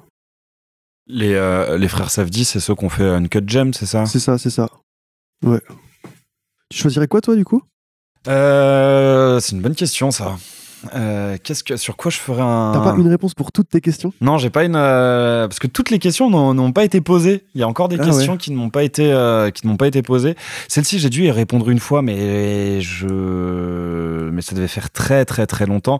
Je pense que oui, ce serait probablement un truc un peu musical aussi, genre sur une scène musicale ou sur un artiste. Je sais que je regarde de plus en plus de documentaires, mais d'un point de vue, on va dire, cinématographique, quoi, où vraiment, où je trouve que c'est un des genres les plus sous-estimés, alors que c'est un des plus riches, et c'est probablement le genre qui permet de faire le plus de choses. Et tu vois, je découvre un peu les films de Herzog là-dedans, où je trouve qu'il est vraiment...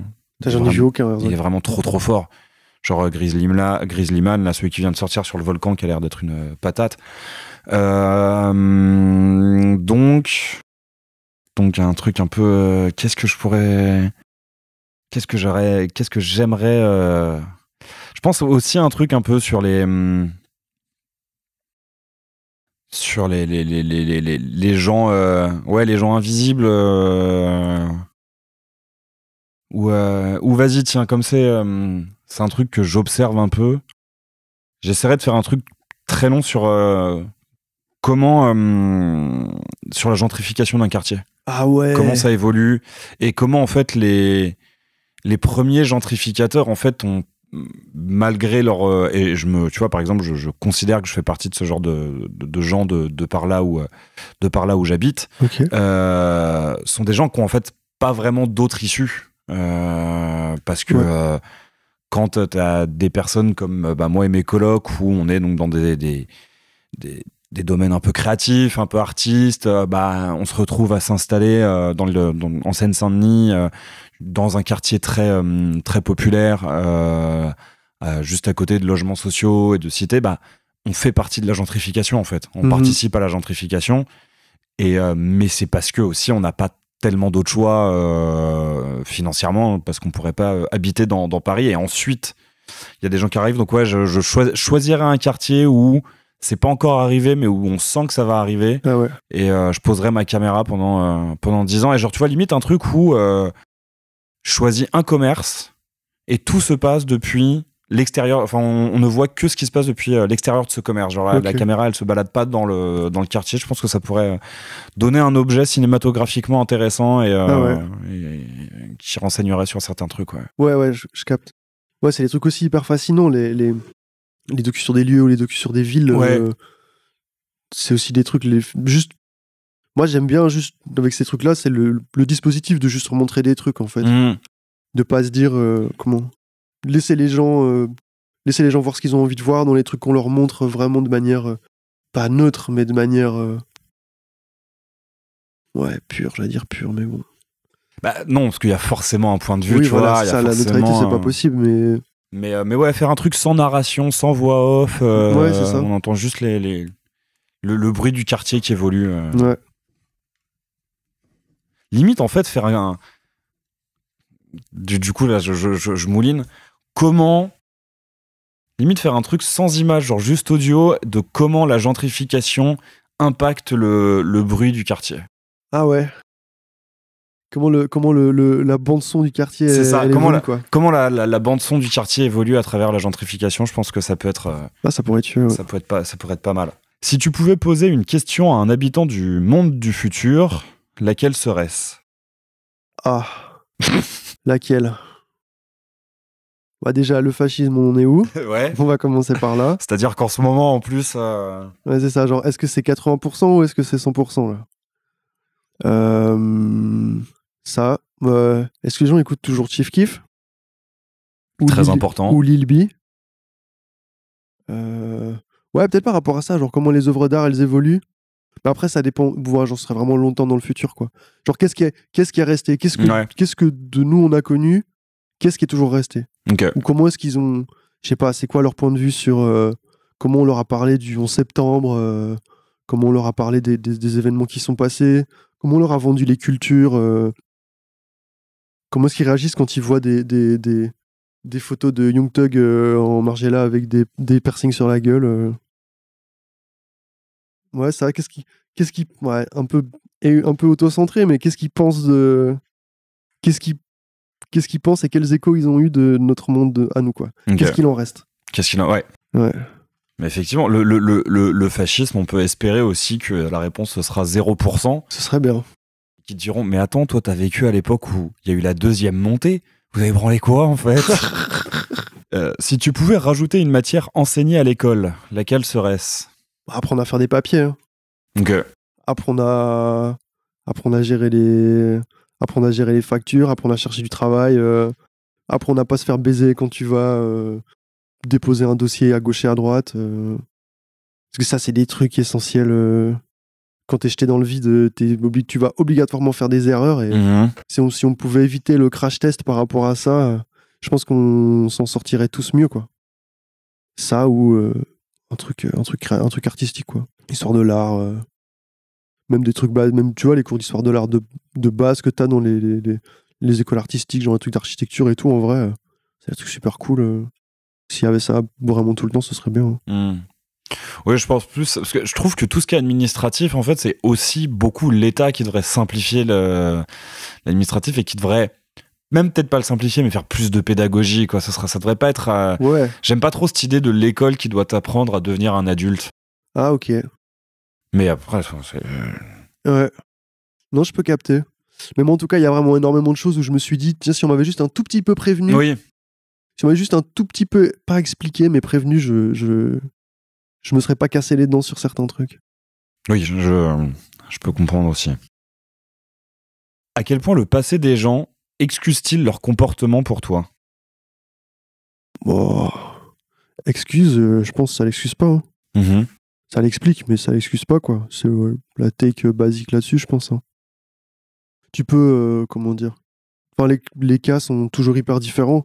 Moi, je suis un peu ce genre de connard qui relativise tout le temps, tu vois, qui est tout le temps en train de dire genre ça dépend, un cas n'est pas l'autre, etc., etc.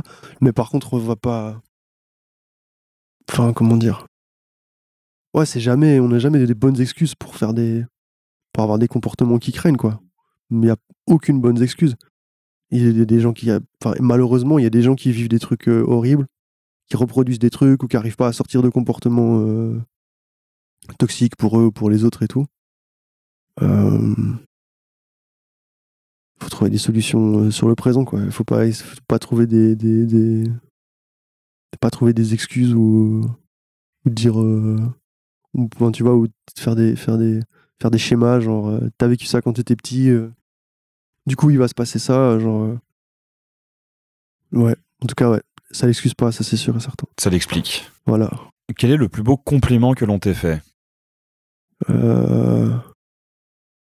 Quand on me dit que je suis bien habillé, ça me fait toujours vraiment extrêmement plaisir. Parce que c'est un truc auquel je prête vraiment attention, donc ça me fait toujours hyper plaisir. Sinon, je suis assez peu réceptif aux compliments en général, quoi. Disons que je suis du genre à me dire que, je sais pas, c'est mon avis qui compte, c'est pas celui des autres. Ok. Donc quand les gens me disent genre oh, ça c'est bien, ça c'est pas bien et tout, ça fait un peu plaisir, mais je les prends jamais pour acquis, quoi. Je m'en nourris pas. Sur ta musique notamment. Oui, c'est ça, sur la musique ou même sur d'autres trucs, tu vois, mais Ouais, j'essaye de me satisfaire moi-même en premier. Et je sais que si moi je suis satisfait, eh ben, si je suis OK avec, bah, ça va être le top. Je vais bien vivre avec. Et c'est vraiment juste ça qui m'intéresse au final, tu vois, c'est être à l'aise avec mes choix, être à l'aise avec qui je suis et tout. Et que si on me complimente, c'est un petit bonus, quoi. Ouais, ok. Mais c'est pas... Tu fais pas ça pour ça. Non, c'est ça. J'ai même plutôt tendance à pas trop savoir quoi dire et tout, être en mode merci. Mais bon. Et alors c'est vrai que vous partagez aussi ça avec CDC, ce goût pour les belles sapes, et puis les sapes de créateurs notamment. C'est venu en même temps que la découverte du rap et du skate, cet attrait pour la mode et pour les vêtements. L'attrait pour la mode, je sais pas d'où il vient. Il est là depuis toujours. Alors, vraiment, j'ai toujours aimé mettre des vêtements sur moi. J'ai toujours su ce que je voulais porter. Même quand j'étais tout petit, quand j'avais 7-8 ans, je voyais des images de Guile dans Street Fighter Alpha 3 et je voulais être habillé comme lui, quoi. Et donc du coup... il est quoi? Il est débardeur noir et débardeur blanc, pantalon treillis, ouais, quoi. cargo militaire, les bottes et une coupe à... C'était un skin de militaire, hein, avec une coupe à la brosse et tout. Je sais pas, je le trouvais stylé, je voulais être habillé comme lui, tu vois. Et ouais, du coup, ça, je sais pas trop. Je me suis déjà posé la question, je sais pas trop d'où ça vient. Vraiment, en tout cas, il n'y a pas un avant et un après, quoi. D'accord. J'ai toujours été hyper attentif à ça. J'ai toujours aimé ça. J'ai toujours profité de ça. Mais juste, je me suis intéressé à la mode de créateur un peu plus. Enfin, je pensais que c'était un monde qui n'était pas pour moi, au vu des tarifs et des trucs comme ça et tout. Quand je me suis rendu compte que c'était possible, avec le marché de la seconde main, des trucs comme ça et tout, j'ai commencé à m'y intéresser et là, c'était. Là, c'était parti, quoi. Le vortex. Ouais, c'est ça. Et puis, il y a un milliard de trucs à apprendre, un milliard de trucs beaux à voir, un milliard de trucs à découvrir. Et puis, le fait de venir de Belgique aussi, ça m'a... Enfin, le fait qu'en fait, en Belgique, on est des gens hyper importants de la mode et qu'on m'en ait pas parlé, quand je l'ai découvert, j'avais à la fois un sentiment d'excitation parce que je me disais, genre, génial, c'est un monde qui s'ouvre à moi. Et à la fois, j'étais un sentiment de trahison, quoi. Alors pourquoi est-ce qu'on m'a parlé de Stromae et de Jacques Brel pendant toute ma vie, qu'on m'a jamais parlé de Raph Simons et de Martin Margiela, quoi. Ok, qui viennent donc tous deux de Belgique. Ouais. D'accord. Ouais. Toi, t'aimes pas trop la mode, si j'ai bien compris. Enfin, pas que t'aimes pas, mais c'est un peu un truc auquel t'es... Ouais, bah... si, j'aime bien... J'ai quelques pièces que j'aime beaucoup, mais c'est vrai qu'en fait, tout le délire créateur... je suis très basique dans ma façon de m'habiller et donc c'est effectivement un truc qui me touche pas de ouf, ça. Quoi. C'est la sensibilité à ce niveau-là. Ouais. Et puis j'ai pas le temps en fait en fait je sais que ça pourrait m'attirer, mais je sais que j'ai pas le temps de suffisamment m'y intéresser. Pour que si j'avais le budget pour m'acheter des belles pièces, je fasse pas les mauvais choix. Et donc je me retrouve pas avec des pièces qui vont pas ensemble ou qui en fait sont un peu whack, alors que je suis en mode putain ça tue trop. Et donc je préfère être pas arriver en mode l'amateur qui fait des choix douteux sans s'en rendre compte. Exactement. Donc je préfère être sur des gros basiques, perfecto, bombardier, t-shirt Young Dolph, vêtements militaires, tu vois, très très utilitaire dans ma façon de me saper. Et puis jean régular sur paire de Timberland, ça me... Ton uniforme, quoi. Ouais, voilà, c'est un peu... Mais après, tu vois, je sais apprécier, j'aime toujours voir débarquer des mecs comme Sidi ou comme... je sais pas si tu connais Mathias, avec qui Sidi bosse en ce moment, je crois. Ouais, je vois. Que j'ai reçu dans le podcast. Je trouve toujours ça assez fascinant, en fait, de les voir et de voir comment ils accordent leurs fringues entre eux et comment ça rend trop bien. Mais sinon, ouais, c'est pas un truc auquel je... Mais j'accorde quand même, j'essaie d'accorder un peu d'importance et de pas faire n'importe quoi quand je sors de chez moi. Tu fais pas des complets Célio, quoi. Non, quand même. Bah, c'est bien, c'est déjà... Oui, non mais... déjà une manière de faire, on va dire.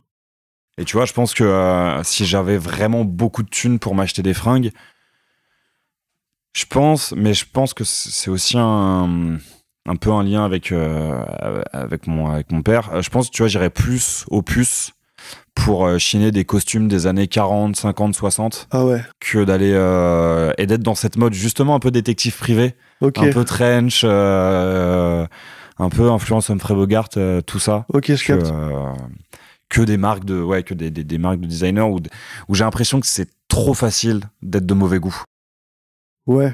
Que c'est ça. Bah, le truc, c'est que genre, pour moi, le bon goût ou le mauvais goût, ça veut un peu rien dire, tu vois, c'est trop abstrait comme truc. Au bout d'un moment, tu te dis pas genre, tu sais les trucs que t'aimes bien, tu sais les trucs que t'aimes pas, mais tu te rends compte quand tu vois quand t'as vu 1 milliard de trucs, il y a pas de, le mauvais goût, c'est le mauvais goût, c'est mettre un t-shirt avec une croix gammée, tu vois, c'est pas c'est pas mettre un truc navy avec un truc bleu parce qu'en fait ça va pas ensemble, tu vois. Moi j'aime pas, je le fais pas, mais je m'en fous quand quelqu'un le fait, tu vois. Comment Mais genre je capte ce truc là parce que même moi tu me donnes un budget limité, je vais pas chercher que des trucs qui coûtent cher, tu vois. C'est aussi excitant d'avoir un truc à 3 € de l'armée, tu vois, un petit peu défoncé. Ça fait aussi plaisir, ça fait aussi partie du plaisir, tu vois, de savoir aller voir un petit peu, tu vois, d'avoir un scanner large. Oui, en fait, je crois qu'il y a ça aussi qui fait que je me mets pas dedans, c'est que j'ai pas l'esprit chineur. Ah ouais. En fait, ouais, ça tu vois, aller dans des puces. Moi, je pense que c'est aussi pour ça que j'aime bien les vêtements basiques, c'est que j'aime bien rentrer dans le magasin, savoir où est le rayon, savoir quel modèle je prends, prendre, payer, je me casse. Ah ouais. Et passer des heures et des heures dans des... Ce que je peux faire avec des vinyles, ça en revanche, ça me pose pas du tout de problème de passer des heures et des heures dans des bacs de vinyle pour trouver la pièce rare, mais vraiment pour trouver des fringues, c'est un truc où j'ai l'impression de perdre du temps personnellement, donc forcément j'ai pas moi c'est mes instants détective privé là, quand je fais des boutiques et que je trouve des trucs que tu t'attendais pas à trouver, tu tombes sur des pièces rares, en plus des trucs un peu genre, comment dire, des trucs un peu cachés, tu as des designers qui sont pas très très connus, des fois tu peux tomber sur des pièces vraiment à 4 € parce que les gens savent pas ce qu'ils vendent et tout. Là t'as vraiment l'impression d'être Indiana Jones, tu vois. C'est vraiment une sensation de ouf, tu vois. Mais ouais, le swag. Dans quoi aimerais-tu être meilleur? Faire de l'argent. Si je pouvais être meilleur à faire beaucoup d'argent, ce serait bien. Pour aller acheter des fringues de design. Voilà, pour aller chez Enfants Riches Déprimés acheter des ceintures à 2500 €. Chez qui? Enfants Riches Déprimés. C'est une marque? Ouais, c'est une marque française. Ah ouais, non, si c'est basé en France, mais je sais plus, je crois le mec est suisse, un truc comme ça. D'accord. Ouais, le nom c'est de la mode punk refait en super cher, tu vois. Et c'est la mentalité de la marque de faire des trucs ultra chers. Moi, genre, je suis pas du tout accordé avec la mentale du truc, mais par contre, c'est un peu ma fascination du moment, les fringues. Les 3-4 derniers défilés, là, ils sont abusés, ils sont trop bien. C'est vraiment hyper... c'est des fringues hyper autoritaires, des ensembles en cuir, des vestes hyper longues, des épaules super carrées, des vêtements abîmés, mais exprès. Ou alors, des trucs un peu sur base de custom et tout. Bah après, du coup, moi, je m'en sers aussi comme source d'inspiration, quoi, tu vois. Là, je dis, j'ai envie d'aller là-bas, mais en vrai, je préfère m'acheter un truc qui ressemble et le custom moi-même, tu vois. Oui, bah... Plus amusant, tu vois. C'est plus punk. Ouais, justement, je crois que j'ai ça aussi un peu dans la mode. J'aime pas les... Mais parce que je connais pas le milieu. Hein. Et je crois qu'il y a vraiment... Ça, c'est vraiment un truc... C'est vraiment le rapport à l'argent qui biaise tout, en fait. Et ouais, et un truc, en fait, un peu un truc vautour. Ah ouais, ça, tu vois, genre Balenciaga quand ils utilisent les codes du black metal et on me dit non mais parce que le mec il écoute du black metal. Ouais, on l'a jamais vu en concert en fait. Il fait pas partie de la scène, genre. Ah non, ça c'est sûr. Et tout ce qui est. Mais il peut pas faire quand t'es à ce niveau-là dans les trucs de mode, tu peux pas faire partie de ça et être vraiment impliqué dans un autre truc, tu vois. Ouais, mais donc du coup, je suis un peu reste dans ton milieu. Je suis un peu gatekeeper pour ça, tu vois. Moi justement, je suis un peu le un-gatekeeper, tu vois. Moi j'aime bien ouvrir les portes. Ouais. Mais moi je fais pas d'oseille dessus aussi, donc c'est différent. Oui, c'est ça. Et qui est-ce qui avait fait le sac Tati là, qui l'avait fait à 2000 balles? C'est peut-être Louis Vuitton. Ouais, je sais plus. Mais pareil, je trouve ça un peu scandaleux. scandaleux. C'est un peu des trucs de débile, je suis d'accord avec toi. Ouais, et moi, c'est des trucs, c'est aussi ma limite, elle se trouve aussi là, tu vois, avec les trucs de maroquinerie, avec les trucs les trucs de daronne bourgeoise, les trucs d'apparat social, en fait, tu vois. C'est aussi moi, j'aime trop les vêtements, donc il y a un moment où, en fait, tu vois les vêtements pour ce qu'ils sont, mais je suis un peu obligé de détacher l'industrie du truc, tu vois. Évidemment, si je me dis genre, cette paire, elle coûte 900 balles, elle devrait pas coûter 900 balles Enfin, moi, je sais que je vais pas les acheter, tu vois. Je vais pas mettre ce prix-là là-dedans, tu vois. Moi, j'ai passé ma vie à galérer. C'est pas pour... Enfin, galérer, façon de parler, tu vois. Mais c'est pas pour aller claquer des sommes sans réfléchir. C'est comme un gogol de rappeur, tu vois, qui veut s'acheter une montre à 50 000 euros alors que genre, son petit frère, il dort dans une piole de merde, tu vois. Okay. Alors, quelle est ta pièce préférée dans ton dressing? Mais il y a une pièce. Genre celle où vraiment t'étais Harrison Ford dans Indiana Jones quand tu l'as trouvé. C'est une paire de bottes. En fait, c'est genre... C'est un peu la seule... En fait, c'est la pièce, maintenant, genre, j'ai l'impression que c'est une extension de moi-même. Genre, si vraiment elle disparaissait, je serais... Si je perdais toutes mes sapes, que je gardais que ça, je pourrais reconstruire tout un truc autour. Alors que si je les perdais, je pourrais pas les retrouver aussi facilement. C'est des bottes Calvin Klein, qui ont une forme de Santiago. Donc très pointues. Mais sans les détails de Santiago, tu vois, elle est vraiment plain et elle est en plastique. Donc celle avec avec lesquelles tu es venu aujourd'hui. Là, celle-là, c'est en noir, mais je les ai dans d'autres couleurs aussi. Ok. Et les premières que j'ai trouvées, c'était des oranges. Et je les ai vraiment eu à un prix débile. Je les ai eu à 30 balles, je crois. Et c'est des Calvin Klein de quand Raf Simons était chez Calvin Klein. Et les collections, là, elles sont particulièrement bien parce que c'est un Belge qui réinterprète la culture américaine vue de loin. Et donc, c'est vraiment l'écho du truc. Et les collections là, moi, elles me fascinent. Et donc, du coup, j'étais trop content de trouver ça à un prix absurde. Et puis, la paire, elle est trop belle, quoi. Elle est débile, quoi. Je peux la regarder des heures. Je prends toujours du plaisir. Donc ça, ouais, c'est vraiment... Ouais. C'est dur d'en choisir qu'une. Mais si vraiment je devais en choisir qu'une, je garderais celle-là. Et si, allez, on va dire un top 3, donc t'en as 2 de plus. J'ai un pull Versace que j'adore aussi. Un pull noir en laine, zippé, avec une capuche, avec écrit Versace en gothique en rouge. Qui commence sur la manche, qui passe sur le torse et jusqu'à l'autre manche. Et c'est parce que c'est la première pièce de créateur que je me suis payé. J'ai eu pour pas cher, mais c'est le premier truc un peu waouh que je m'achetais. Et donc, du coup, ouais, ça, c'est la tâche par rapport à ça. Et une autre, je sais pas. Une deuxième paire de bottes Calvin Klein, mais une autre couleur. J'en sécurise 2. T'en sécurises 2, comme ça, tu peux redémarrer. Voilà, c'est ça. Après, c'est bon, je peux acheter des cargos à 3 €. Et hier, ton outfit sur scène était très élégant pour le coup, avec une très belle veste, une petite cravate fine. C'est un truc que tu travailles aussi beaucoup, ton apparence sur scène, on va dire comme une matérialisation de ta musique, où tu réfléchis pas forcément, comme dans la vie de tous les jours, tu cherches à te trouver bien et bien sapé, et tu montes sur scène comme ça. Ouais, c'est ça. Le plus important, c'est que moi, je me sente aligné avec ce que je renvoie au moment où je le fais. Tu vois, genre, j'aurais pu faire plein d'autres trucs, enfin, tu vois, mais je sais pas, j'avais envie de faire ça, quoi, tu vois. J'avais envie de mettre ça avec un short avec des bottes d'équitation, et puis, je sais pas, c'était mon inspi du moment. Et ouais, j'ai quand même envie de évidemment, j'ai envie de faire un truc un peu marquant, tu vois. Bien sûr. J'adore un jean, un t-shirt noir, tu vois, les trucs comme ça, les trucs basiques et tout, je trouve ça super cool, tu vois. Mais il y a quand même des fois, t'as envie d'être une image, tu vois. Oui. T'as envie d'être Alucard dans Castlevania, tu vois. T'as envie que les gens se rappellent de ton skin. Et donc, du coup, c'est les moments parfaits pour faire ça, quoi. Écoute, on va continuer un peu la conversation. Plutôt être à la mode ou avoir du style? Oh bah, avoir du style, évidemment. Être à la mode, c'est pour... Enfin, tu vois, ça veut tout et rien dire, quoi. Être à la mode, c'est pour les darons qui lisent le Elle Magazine, en fait, tu vois. Qui se disent, c'est les tendances de cette année, c'est le marron et le vert pistache et cette paire de New Balance que je dois porter avec un baggy jean.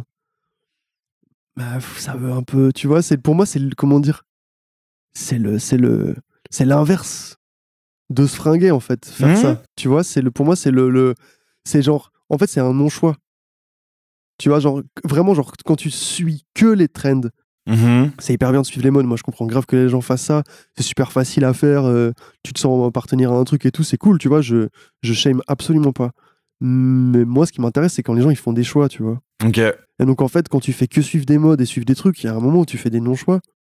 Et tu vois, j'étais totalement d'accord avec toi sur ce point-là. Et il y a Il y a un épisode qui m'a fait un peu changer d'avis, c'est celui avec Raz. Je sais pas si tu vois qui sont Dany et Raz, deux streamers. Et où il disait que pour lui, en fait, avoir du style, c'était quand même de correspondre à une mode. Ouais. Mais ouais, du coup, c'était la suite de mon raisonnement par rapport à ça, c'est que, par contre, il y a un truc hyper important, mais moi, j'explique pas dans ces termes-là, mais c'est plus que il faut comprendre c'est quoi l'état d'esprit au moment où tu fais le truc pour pouvoir correspondre à quelque chose pour fitter avec l'état d'esprit du moment. C'est hyper important de comprendre c'est quoi les enjeux du moment, c'est quoi les thématiques sur lesquelles les gens se questionnent pour pouvoir fitter avec ce truc là quoi.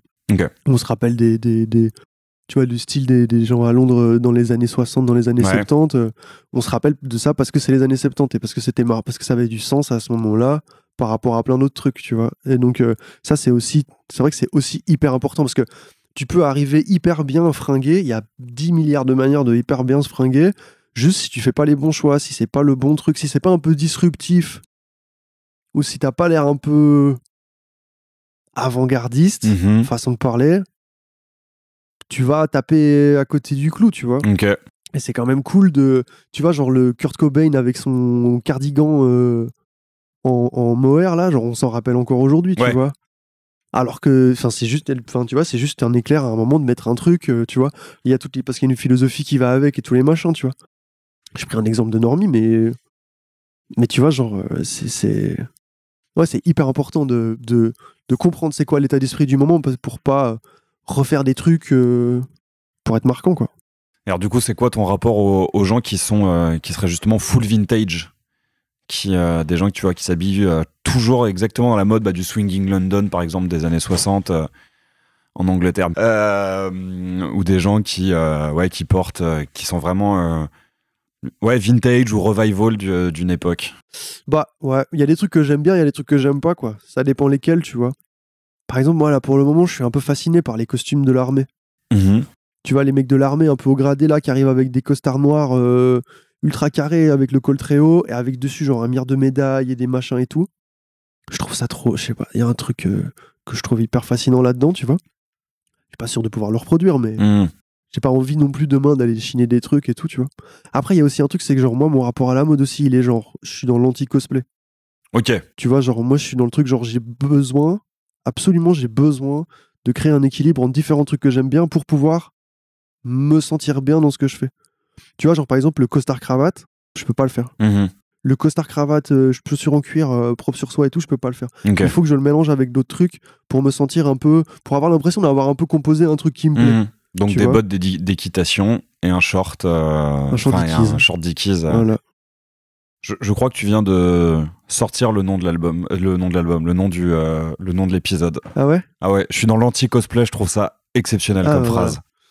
Eh ben, super. Y a-t-il quelqu'un que tu sais imiter? Waouh. Charlie Kidd. Le seul que je connaisse.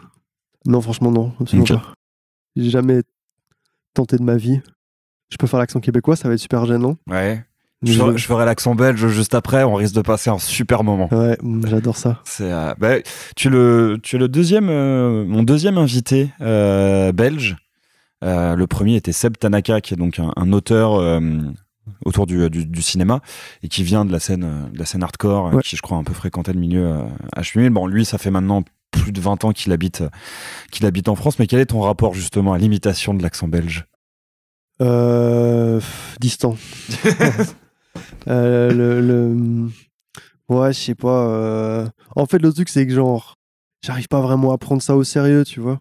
Parce que, en fait, ce truc-là, il est pas... Comment dire? Le cliché de l'accent belge, en fait, il existe quasiment pas. Oui. Tu vois, c'est genre, l'accent belge, l'est une fois, et tu vois, les je sais pas quoi. En fait, c'est un truc de bruxellaire qui traîne dans des bars, qui picole. En fait, c'est Dickeneck, en fait. Tu vois. Et ce truc-là, en vrai de vrai, moi, je suis belge, j'ai passé toute ma vie en Belgique, genre, j'ai quasiment pas croisé. Tu vois, tu l'as jamais vu. Alors que tu vois, vas-y, si un mec demain, il me fait une imitation et qu'il arrive à m'imiter un mec dégueusé qui traîne à la buvette de la balle pelote, là, je veux bien prendre la balle, tu vois. Alors, dégueusé? Ouais, c'est un village, c'est les villages en Wallonie, tu vois, où il y a des fermiers, des trucs comme ça, tu vois. Tu vois, c'est ça qu'il faudrait imiter, tu vois. Mais ce truc-là, il est jamais imité. Jamais. Parce que du coup, comme tu le vois, je voyais pas de quoi tu voulais. Mais c'est ça. Mais tu vois, c'est comme, je sais pas. Dégueuser, c'était genre une expression pour dire bourré ou. Ah non, non.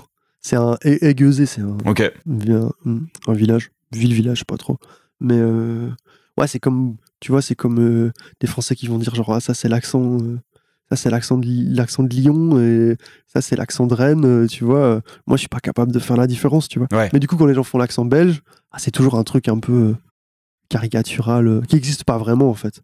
Donc, du coup, je me le... Tu vois, je sais pas. Ça me passe au-dessus de la tête, comme ça. Après, je saurais pas reconnaître l'accent de Lyon, tu vois. Enfin, j'ai l'impression que l'accent, c'est l'accent marseillais, quoi. Il y a l'accent du Sud. Ouais. Puis il y a le reste. Mais je crois que ça a un peu à voir avec... l'histoire de la France et de ses langues régionales. Ah ouais. Où politiquement, on a vraiment tout fait pour les effacer, pour qu'elles soient pratiquées le moins possible. Okay. Et où, tu vois, j'ai l'impression que, alors qu'on a un territoire qui est 2 à 3 fois plus grand, on a on a beaucoup moins d'accent qu'en Angleterre. Ah ouais. Où l'Angleterre, vraiment, tu passes d'une ville à l'autre, la langue, elle a quasiment plus rien à voir.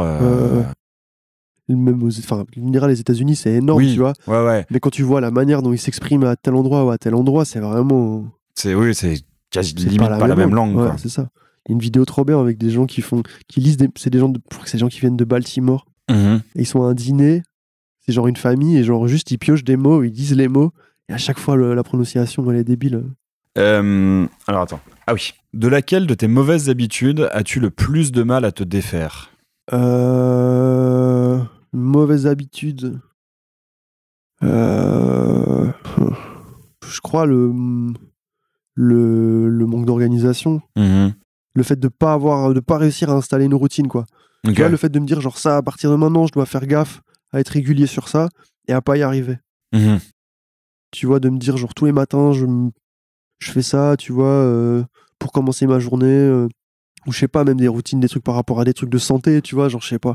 Tu vois, tu vas prendre des trucs pour ton immunité parce que c'est l'hiver et que machin truc. Si je me dis, vas-y, je me fais une cure d'1 mois, en fait, elle dure 3 mois parce que j'y pense pas à la prendre, tu vois. Ok. Ouais, je pense ça, ouais. Parce que j'avais d'autres mauvaises habitudes. Je me suis débarrassé déjà de la plupart de mes mauvaises habitudes. Fumer des clopes, vivre la nuit et tout, ça va, j'ai réussi à effacer ça, tu vois. À t'en défaire. Ouais, c'est ça. Penses-tu être trop gentil ou pas assez ? Waouh. Je sais pas. Trop gentil ou pas assez ? Je sais pas. Team gentil ou team pas gentil ? Wow, c'est dur à dire. Hein. Franchement, j'en ai aucune idée. Je dirais... Moi, j'ai l'impression... Je sais pas. J'ai l'impression d'avoir l'air gentil. Pas méchant. Mais... j'ai quand même l'impression de faire des trucs de connard un peu tout le temps. Ok. Je sais pas comment expliquer, tu vois. Je suis tout le temps en train de me dire genre... Oh, j'aurais pas dû dire ça. Mauvais move. J'aurais pas dû faire ça, tu vois. Genre comme si j'avais l'air... Tu vois quand t'as l'air un peu désinvolte et que du coup, comme si tu fais comme si... Tu vois, je sais pas, tu passes à autre chose, t'as l'air désinvolte, tu fais pas attention à XY et tu vois, peur que ça soit interprété pour du mépris ou pour des trucs comme ça et tout. Du coup, je sais pas, je dirais, on va dire au milieu. Hein. La balance, elle est là, des fois je penche à gauche, des fois je penche à droite, ça dépend, tu vois. Ni gentil ni méchant, je suis neutral gentil. Neutral, lawful neutral. Voilà. Bon, c'est un peu la même question, mais en même temps pas totalement. Penses-tu être quelqu'un de bien ? Ouais, c'est dur. Hein. En vrai, je sais pas. J'ai l'impression de... Ouais. J'ai pas particulièrement l'impression de faire du mal, mais j'ai pas particulièrement l'impression de faire du bien non plus. Mm-hmm. Tu vois, donc je sais pas, quelqu'un de bien, pour moi, c'est quand même faire un pas en avant vers un truc qui fait avancer les choses, tu vois, arriver à être... Comment expliquer ? Faire avancer les choses dans le bon sens, selon toi. Tu vois, selon ce qui te semble juste et tout. J'ai pas l'impression de faire tant de choses que ça dans ma vie pour ça. Okay. Tu vois, je devrais le faire et tout. Mais voilà. J'ai quand même l'impression, si je dois être totalement honnête avec moi-même, d'être plus auto-centré que, tu vois, parce que naturellement, je suis beaucoup plus, tu vois, introspectif, casanier, tu vois, bosser sur des trucs pour moi-même, etc., tu vois. Après, évidemment, je suis hyper content de le délivrer et tout. Et tu vois, et si ça fait du bien aux autres, c'est tu vois, ça donne du sens à ce qu'on fait et tout. Du coup, genre, ouais, je sais pas. Quelqu'un de bien ou pas? Dur. Je suis neutral bien. Neutral bien. Te détaches-tu facilement du physique pour connaître quelqu'un?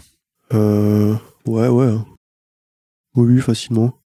Après, ça dépend. Enfin, le physique, genre les traits physiques. Te détaches-tu facilement de l'outfit pour connaître quelqu'un? Eh ben, ça dépend de la personne. Il y a des fois oui, il y a des fois absolument pas, quoi. Si la personne fait des non-choix, je me détache. Si la personne fait des choix, là, je vais être plus critique, quoi.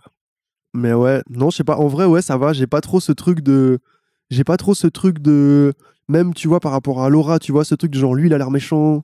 Enfin, tu vois, genre, les gens qui ont l'air un peu bad vibe ou quoi, des fois, en fait, ils sont sympas. Je sais pas, des fois, je suis un peu nul, en fait, pour lire ces trucs-là. Tu vois, pour me rendre compte si. Tu vois, je fais pas hyper attention à l'attitude corporelle des autres et tout. Okay. Tu vois, genre, par exemple, j'ai un pote, il a un tic, et ma copine me l'a fait remarquer ce matin. Je l'avais jamais remarqué. Ah oui, d'accord, ok. Genre, je l'avais pas remarqué. Tu vois, donc c'est un pote de longue date? Non, c'est pas un type que je connais depuis si longtemps et que je vois si souvent que ça. Mais je l'ai quand même vu assez pour avoir eu l'occasion de m'en rendre compte. Ouais. Tu vois, et puis c'est des trucs qui sautent quand même assez vite aux yeux. Mais je sais pas. Moi, je suis pas hyper attentif à ces trucs-là, quoi. Okay. Donc du coup, je pense que oui, j'arrive à me détacher facilement. Alors bon, le vêtement que tu possèdes et auquel tu tiens le plus. Oui, bon ça. On y a répondu. Donc c'est la dernière. Ah. Donc il faut bien la choisir. Ah. Et oui, je triche. Et celle-ci, ce ne sera pas celle-là. Non, tiens, je sais ce que je vais faire. Avant qu'on enregistre, tu m'as dit il y en a quand même 3-4 sur lesquels j'espère tomber. Je dis bon, bah, écoute, on verra en fonction de comment, de si elles sortent ou pas. Est-ce qu'il y en a qui sont sortis? Ouais, il y en a une ou deux qui sont sortis. Ouais. Ok. Et bah écoute, pour la dernière, je te laisse en choisir une que tu espérais qu'elle sorte. Quel privilège. J'aime trop la question de si tu peux organiser un dîner avec 4 personnes. Ok, ouais. Eh bien écoute. Parce que j'ai trouvé une réponse et du coup, genre, j'arrête pas de me dire. En plus, c'est l'actualité brûlante. Mais du coup, ouais, si je pouvais mettre 4 personnes autour d'une table pour avoir une discussion, je mettrais 4. Parce que voilà, j'arrive avec une réponse préconçue. Bien sûr. Je mettrais 4 artistes que j'adore qui ont tous l'air d'être un peu sur une autre planète, mais chacun à leur manière. Tu vois. Ils sont tous un peu perchés, mais chacun de manière différente. Je mettrais Lil B. Ok. Young Lean, Björk et David Lynch. Ok. Voilà, bon, malheureusement, c'est plus possible depuis très peu de temps, mais depuis effectivement à peine une semaine, je crois. Ouais. Ouais, effectivement, il y a moyen que ce soit. Ouais, je me dis, genre, tu les lances sur des sujets hyper basiques, genre est-ce que tu préfères l'hiver ou l'été? Et puis tu les laisses, déballer, donner des points de vue sur des trucs et tout. Et je pense qu'il y a, tu sais, t'as pas besoin de remettre de l'huile sur le feu, quoi. Je pense que ça se passe tout seul. Voilà, ça s'autogestionne, tu vois. Mais bon, je pense Lil B et Young Lean, ils doivent se connaître, non? Ah, ils doivent se connaître. Je sais pas je pense pas qu'il y ait des morceaux ensemble. Mais ils doivent se connaître. Ils doivent voir qui ils sont. Young Lean et Björk aussi, ils doivent voir qui ils sont. Oui, c'est possible aussi, ouais. Ouais. Bon, Björk et David Lynch, évidemment qu'ils voient qui ils sont. C'est sûr à 100%. C'est évident. Ouais, parce qu'en fait, ça ressemble juste à un dîner mondain. Oui, mais avec des tu vois, des gens qui, enfin, tu vois, oui, je sais pas, qui n'ont pas peur de se laisser aller, tu vois, de dire ce qu'ils pensent. Chez qui ça a l'air d'être naturel, tu vois. Ouais. Et alors, bon, comme du coup, tu as choisi la dernière question et que tu avais déjà ta réponse un peu prête, voilà. On va quand même continuer un peu à jouer le jeu. Si tu devais faire un dîner avec 4 créateurs de mode, vu qu'on a pas mal parlé du sujet de la mode. Avec 4 créateurs de mode, je vais éviter de mettre trop d'Anversois parce qu'ils se connaissent déjà. Ouais, faut rassembler les époques alors du coup. Parce que du coup, ils viennent tous d'Anvers, les créateurs de mode belges qui ont... La plupart, ouais, quand même. Ah ouais. En fait, il y a une école à Anvers qui est une des écoles les plus réputées pour ça, tu vois, c'est genre les Beaux-Arts d'Anvers. Ok. La section mode là-bas, en fait, il y a des gens hyper connus qui sont sortis de là. Enfin, des gens qui ont fait des trucs importants pour la mode, tu vois, on appelle les 6 d'Anvers. Ah oui, carrément, il y a une... Ouais, c'est ça, ils sont appelés comme ça. Il y a un manga à faire. Il y a un docu en route là, apparemment. Okay. J'ai vu ça il y a quelques jours, du coup, ce serait vraiment bien. Mais ça a déjà été documenté moult fois. Il y a eu il y a eu des expos, des trucs et tout, tu vois. Mais ouais, du coup, bah, je mettrais Martin Margiela, Alexander McQueen, Cristobal Balenciaga et... allez, Vivienne Westwood.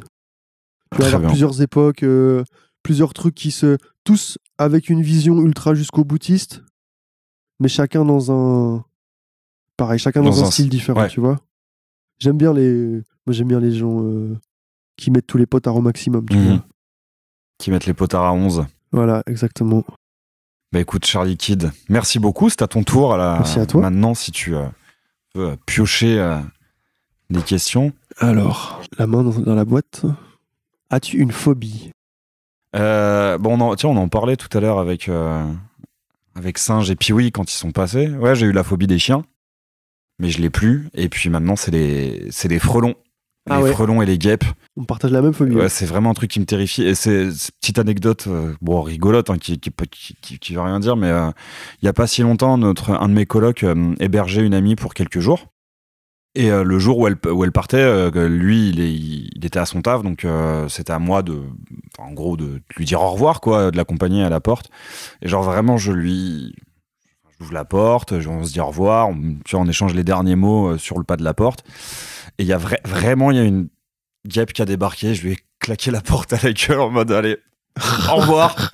C'est bon, on a dit tout ce qu'il y avait à dire parce que c'est un truc instinct de survie. Qui me terrifie. Ouais, voilà, instinct de survie.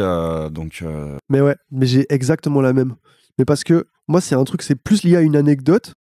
Mais en fait, quand j'étais petit, je me rappelle de l'instant, mais c'est cristal clair. Genre, mes parents étaient en train de regarder le JT. Et j'ai ouvert la porte et il y avait me rappelle du plan et tout, c'est genre il y avait une journaliste, elle était devant une comment on appelle ça, une haie, et il y avait les lumières de l'ambulance là qui tournaient, qui éclairaient l'image. Et en gros, c'était genre ils avaient été filmés chez quelqu'un en mode information de dernière minute, en mode cette personne a avalé une guêpe et elle est décédée. Et j'avais genre je sais pas 5-6 ans, un truc comme ça, et j'étais en mode genre si t'avales une guêpe, tu crèves.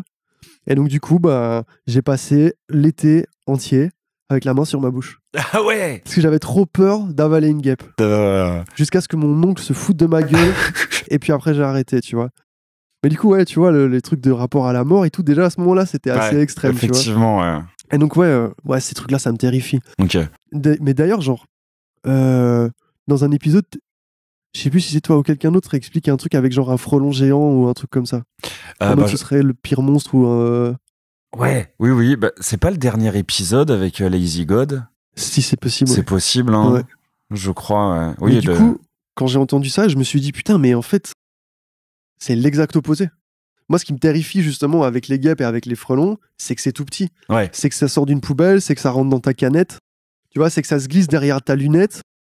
Et donc du coup je me dis putain maintenant le pire ce serait pas qu'elle soit énorme, ce serait qu'elle soit encore plus petite, qu'elle soit invisible, tu vois, genre un mini frelon tu le vois pas arriver, c'est comme si c'était un virus, il te pique et puis tu souffres, tu vois. Ça serait vraiment hardcore. Intéressant. Qu'est-ce qui est légal maintenant et ne le sera plus dans 20 ans? Ouf, bah, au vu des récents événements, parce que je suis pas très... Bah pareil, je crois qu'on en avait parlé avec Raz. Je suis pas très serein, moi. Au vu de comment évolue la technocratie américaine, les Mark Zuckerberg, les Elon Musk, les Jeff Bezos. En vrai, je m'en fous. Est-ce qu'on pourra encore voter dans 20 ans ? C'est même pas... c'est même pas sûr. Hein. Si je devais faire une réponse un peu positive... Je pense que ce serait pas si mauvais que ça que le tabac soit illégal. Alors que je suis un gros fumeur. Hein. Mais ouais, non, là, je crois que la démocratie est en danger comme rarement elle l'a été ces dernières années. Et, en vrai, pas trop envie d'y répondre parce que ça va nous mettre dans une projective où on va pas être bien. Quoi. On va doomer. Il n'y a pas de bonne réponse, quoi. Ah bah là, t'en vois une, toi, Bah ouais. Réponse avec de l'espoir ? Franchement, pas trop. Hein. Non, pas trop. Moi, si je devais répondre, je dirais les trucs juste le côté, les trucs, les services publics, quoi. Tu vois, je me dis, genre, un truc légal, genre, je me dis, donc, si ça continue comme ça, dans 20 ans, il n'y aura plus de services publics, tu vois, tout sera des trucs privés et tout. Ouais. Et du coup, non, à part ça, qu'il n'y ait pas une réponse très fun. Ce qui n'est pas fun non plus, hein, parce que tu regardes. J'avais pas lu l'article en entier, my bad, j'avais lu que la manchette, que les gros titres, mais je crois que l'Angleterre est en train de faire machine arrière sur la privatisation du réseau du rail. Ça, c'est une privatisation qui avait fait beaucoup de bruit et qui aujourd'hui encore est dont on voit vraiment les impacts et les répercussions sur la vie des Anglais et sur la vie des travailleurs du rail notamment. Okay. Et c'est pour ça que dès qu'il y a des grèves des cheminots en France, ils envoient des cheminots anglais en soutien aux grévistes pour défiler et tout. C'est parce qu'ils disent mais nous en fait on sait ce qui se passe avec la privatisation et on sait que c'est l'enfer. Mais donc ouais non, si la privatisation c'est pas une bonne nouvelle. Hein, ah non, c'est pas du tout une bonne nouvelle. C'est sûr, enfin ouais, ça veut dire que le monde aura jamais été autant scindé en deux, quoi. Ouais, donc allez, ça a déjà été scindé de manière très très extrême, mais là on le vivra de nos. C'est ça, on va y assister, c'est ça. Mais vas-y, disons qu'elle ne compte pas celle-ci parce qu'elle est trop dooming. Vas-y, une autre alors. Je crois qu'elle est déjà sortie pas mal aussi celle-là. Vas-y. Y a-t-il quelque chose qui est considéré comme un luxe mais dont tu ne pourrais pas te passer? Oui, ouais, elle est beaucoup sortie. Mais vas-y, toi, ce serait quoi du coup? Un luxe, vraiment? Bah, le truc, c'est que genre... Ouais, enfin, c'est le mot luxe qui me bloque, quoi, tu vois. C'est genre, il y a les trucs vraiment... Tu vois, il y a les trucs qui sont... Il y a des trucs qui sont des plaisirs, qui sont pas forcément utiles, mais il y a des trucs qui sont indécemment inutiles, assez chers, assez trucs. Je dirais les trucs de bouffe, en vrai. Ok. Tu vois, je sais pas. Le fait de pouvoir tout manger toute l'année, moi, c'est un truc que je comprends pas trop. Tu vois, le fait de se dire, genre, vraiment, je sais pas, tu peux avoir des olives noires toute l'année. Tu vois, je me dis, franchement, c'est genre, on n'a pas besoin d'autant de choix. Après, je trouve que pour le coup, l'exemple que tu prends, c'est peut-être le plus logique, parce que les olives noires, ça se conserve super longtemps dans la saumure. Ouais, c'est vrai. En c'est fait, pas le bon exemple. Vois. Mais ouais, je sais pas, tu vois, sur des fruits ou... Bouffer de l'aubergine en décembre, tout de suite, voilà. On est sur un truc un peu plus... Je le fais en plus, tu vois. Ouais. C'est pour ça le truc, tu vois. Mais ouais, je sais pas. Un luxe, ouais, je sais pas. Des petits trucs inutiles, il y en a plein. J'adore, je sais pas, tu vois. J'adore acheter des fringues, j'adore acheter des bijoux, j'adore prendre des bains. Et j'adore jouer à Dishonored 2 sur ma grosse télé, tu vois. Je pourrais m'en passer, tu vois. Enfin, je devrais pouvoir m'en passer, mais je le fais pas. Mais tu le fais pas, voilà. Ouais. Ok, donc du coup, encore une autre. Si tu pouvais connaître une réponse à une question, à part quel est le sens de la vie, laquelle choisirais-tu? Ah, celle-ci. Oh! Bah, tu vois, pour le coup, celle-ci, je crois que j'ai pas de réponse là immédiate. Je sais pas, est-ce que j'ai l'impression de tricher un peu à mon propre jeu. Genre, est-ce que l'espèce humaine va s'en sortir? Ouais. Ça revient un peu à dire, est-ce que l'espèce humaine est si spéciale que ça? Et du coup, je trouve que c'est un peu lié au sens de la vie quand même. Ah ouais. Mais ouais, est-ce que la résolution va être positive ou est-ce que ça va... On est encore sur une bonne réponse de doomer, doomer, mais... Mais du coup, ce serait genre ce serait plutôt genre, est-ce que l'espèce va s'éteindre ou est-ce que l'espèce va s'éteindre en souffrance? Est-ce que c'est genre la finalité en soi ou est-ce que c'est la manière dont ça se produit? La manière dont ça se produit. La manière dont ça se produit. Mais parce que je pense pas qu'une espèce puisse s'éteindre paisiblement. Ah ouais. Tu vois, les individus peuvent s'éteindre paisiblement. Ouais. Mais tu vois, les espèces là qui ont disparu suite à l'action de l'homme, je pense que c'était pas paisible. Hein. Les dodos, c'est pas paisiblement qu'ils se sont éteints. Hein. On les a éclatés pour leur viande.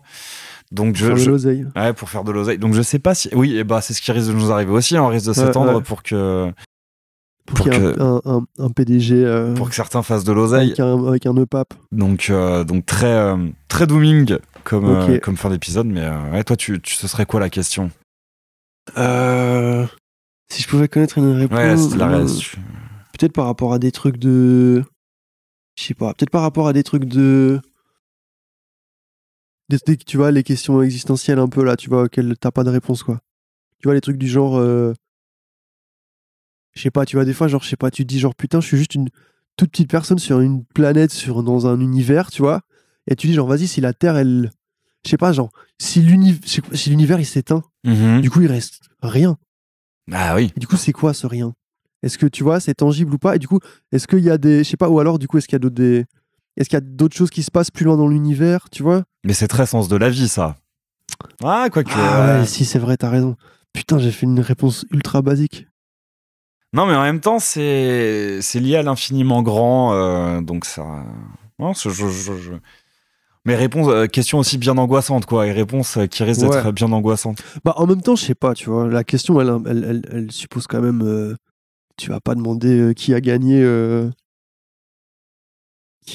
la draft de NBA en 2038, tu vois. Ouais. Non, j'en ai un qui vient de me venir à l'esprit un peu plus feel good. J'aimerais beaucoup avoir la réponse, mais je détourne un peu la question. J'aimerais beaucoup avoir la réponse chaque fois que je me pose la question comment ce guitariste a eu ce son. Ah ouais. Si chaque fois que j'écoute un guitariste, un son qui me plaît particulièrement, et que je me pose la question, quel matos il a utilisé, comment il l'a réglé, je pouvais avoir la réponse immédiate. Quelle chaîne de trucs il a fait. Tellement heureux. Ah, je serais trop heureux de... Ah, j'avoue. Ah non, si, ça y est, c'est bon, j'ai trouvé. Vas-y. J'ai trouvé. Genre, comment faire de l'oseille. Oui. Comment faire plus d'oseille. Je veux bien une réponse, là. Ça marche. Comment faire plus d'oseille sans faire plus d'efforts. Très bien. Et sans avoir un papa riche. Ouais. En étant éthique ou pas? Ah oui, quand même. Ah, quand même. Quand même. Ouais, si on te file la réponse, je veux bien que tu me... Je partagerai pas, par contre. Ah bah... Désolé. Ok, très bien. Mais est-ce qu'on le verra? Que t'as trouvé, que t'as... Non, ça se verra absolument pas. Ça se verra si je t'invite chez moi, mais ça se verra pas quand je marcherai dans la rue. Ça marche. Il en reste une ou pas? Il en reste une. Ah ouais. Si tu pouvais créer un croisement entre deux animaux pour en inventer un nouveau, que ferais-tu? Oui, si, j'ai déjà répondu, mais alors ma réponse change toujours un peu, je crois. J'aime bien le côté île du docteur Moreau. Je pense que je croise un alligator et un requin blanc pour faire vraiment la machine à tuer par excellence. Un truc genre bêtement dangereux. Ok, ouais. Genre vraiment, c'est le brutal death metal des animaux. Un truc. L'équivalent animal des bastons de robots téléguidés où il y a un lance-flamme et. Oui, voilà, c'est exactement la méta. C'est donc je ferais ça. Toi, tu ferais quoi? Je sais pas. Moi, je ferais un truc amusant, je crois, un truc qui ferait une bonne mascotte, quoi. Putain, je sais pas. Pour le moment, j'aime bien les rats. Ok. J'allais dire, je crois que je ferais un rat avec des ailes, du coup, ça y est, c'est une chauve-souris. À peu de choses près, tu vois. Un peu de choses près, peu ou prou, oui. Ouais, non, je ferais un rat, mais vraiment avec des ailes de cygne, genre. Ça, tu vois, j'adorerais l'avoir près de moi au quotidien. J'ai du mal à le visualiser. Du coup, il faudrait qu'il soit un petit peu disproportionné, il faudrait qu'il soit un peu grand. Ouais, ok, d'accord. Un peu un rat géant. Mais les rats mignons, tu vois. Les rats que tu vois sur Instagram, tu vois, avec des petits nounours, des gens qui font des grattes sur le ventre, tu vois. Pas les rats, pas les rats avec les yeux blancs, tu vois. Oui, pas les rats du métro new-yorkais. Voilà, c'est ça. Les rats domestiques, quoi. Pas le rat Théma, la taille du rat. Voilà, c'est ça. Le rat de Ratatouille, plutôt. Un petit Rémi avec des ailes de cygne. Voilà, exactement. Un Rémi x10 avec des ailes de cygne. Bon, x10, ça fait beaucoup, non? Ah ouais, x10, je sais pas. Je pense x4 ou 5, t'es déjà bien. Hein. Ouais, c'est vrai, j'avoue. C'est un beau bébé. Voilà. Bah écoute, merci beaucoup Charlie, merci d'être venu, merci d'avoir rendu ça possible aussi rapidement. Bah merci pour l'invite. Vu qu'on l'a évoqué. J'ai jamais fait de podcast, il n'y en a pas beaucoup que j'aurais fait. Et celui-ci, c'est un truc qui me donnait envie. Bah écoute, merci beaucoup. Comme tu le sais, il y a une dernière question qui est 2 personnes que tu aimerais entendre dans le podcast, une avec qui tu peux me mettre en relation et une où tu peux pas me mettre en relation, mais ce serait le kiff de pouvoir l'entendre dans le podcast. Une personne avec qui je pourrais te mettre en relation, ça pourrait être marrant, un épisode avec Chronomusique. Ah, je suis... Ça pourrait être bien drôle, je pense que lui pourrait te faire des beaux... Parce qu'effectivement, on n'en a pas parlé, mais tu es sur la Zizi Kaka mixtape qu'il a... Le projet légendaire. Le projet légendaire. T'étais à l'Olympia, du coup? Ouais. Bon souvenir? Très bon souvenir, oui. Okay. Bah écoute, ouais, non, je suis très chaud parce que je suis moins ce qu'il fait maintenant avec Legend, mais je suivais pas mal ses vidéos quand il était en solo en fait. Ouais, ses vidéos pédagogiques. Ses vidéos pédagogiques, mais toujours dans un esprit un peu shit talk. Donc je suis très, très partant pour ça. Trop bien. Et du coup, quelqu'un avec qui qui pourrait répondre à toutes ces questions-là, qui serait fun. Il y a qui que j'aime bien écouter parler. Bah vas-y, je vais dire David Lynch. Sur le truc. C'est le moment pour le dire, non? Oui, c'est le moment pour le dire, non, mais il faut un vivant, quoi. Il faut quand même que ça puisse se faire. Ah, ok, d'accord. Que ça puisse se faire. Que ce soit matériellement envisageable. Ok. Alors. Toutes les personnes qui me viennent à l'esprit, en fait, c'est des personnes que je voudrais entendre parler parce qu'on les entend pas assez parler. Mais du coup, je suis pas sûr. J'ai envie de savoir, mais j'ai peur que ça cache le truc, tu vois. Mais bon, après, si elles sont vivantes, ça colle, hein, donc... y a un skateur que j'aime bien qui s'appelle Ben Cado. Ok. Qui est un mec... c'est un New-Yorkais qui skate chez Supreme. Mm-hmm. Et... je sais pas, j'aime bien ce type. Ok. J'aime bien ce qu'il représente et tout. Mais pour le coup, il est très, très taiseux, quoi. On a eu droit, il y a pas très, très longtemps, à un mini docu sur lui, là. On en apprend un petit peu, mais il est pas très vocal, tu vois. C'est plus les gens qui le décrivent, des images de lui qui skate ou des images de lui qui fait des trucs et tout.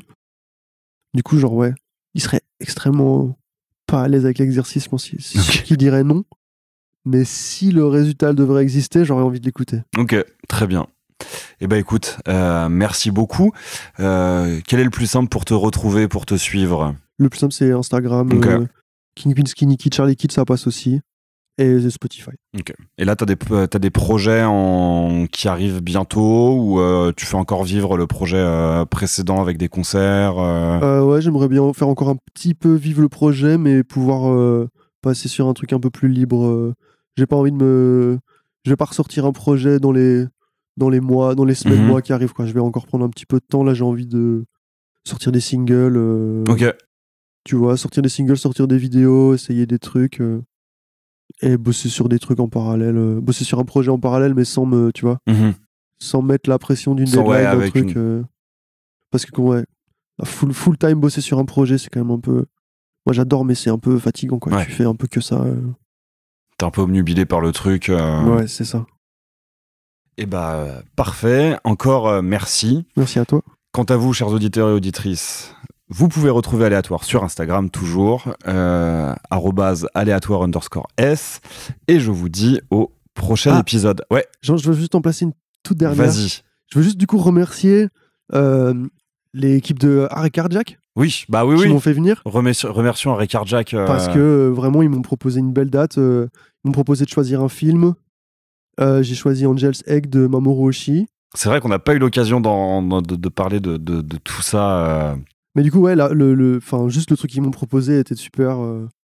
Moi, ça me plaisait trop de pouvoir projeter un film, un truc en rapport avec ma musique. J'ai l'impression de pouvoir donner une extension des trucs que j'aime bien, le montrer sans devoir faire trop d'efforts et tout.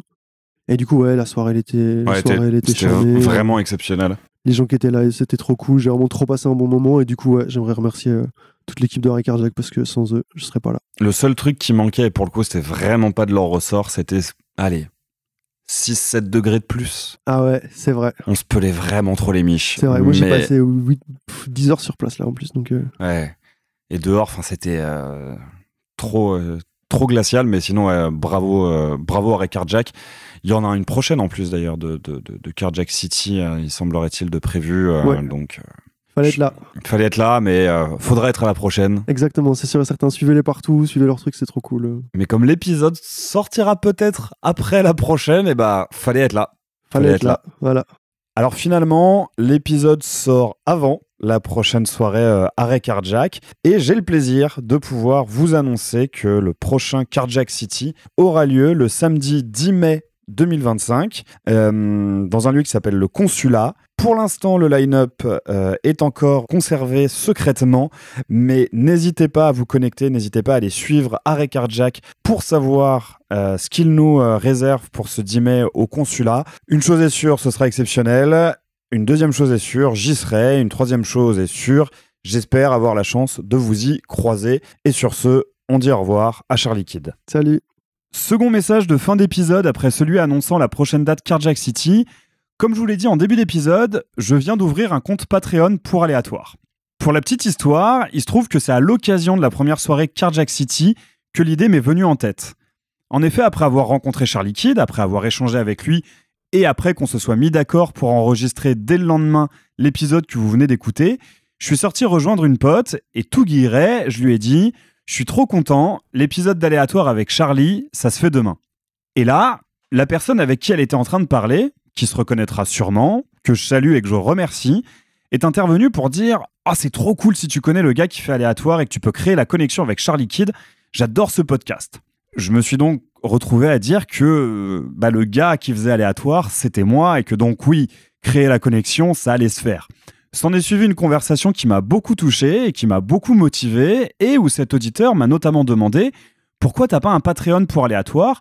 Je suis sûr que t'as plein d'auditeurs et d'auditrices qui seraient partants et partantes pour te soutenir. » J'y ai donc réfléchi, j'en ai parlé autour de moi, à mes proches, notamment à ma petite sœur, qui a toujours de bonnes idées et qui a toujours raison. Et la réponse que j'ai reçue unanimement a été « Bah oui Jacques, fais-le ». Et donc voilà, Aléatoire a maintenant un compte Patreon où vous pouvez me soutenir mensuellement. Il y a différents niveaux de soutien qui correspondent au verre que vous seriez prêt à m'offrir si on se croisait. Et ça commence à 2 € par mois, ce qui correspond à un café, et ce qui fait donc à peu près un café par épisode.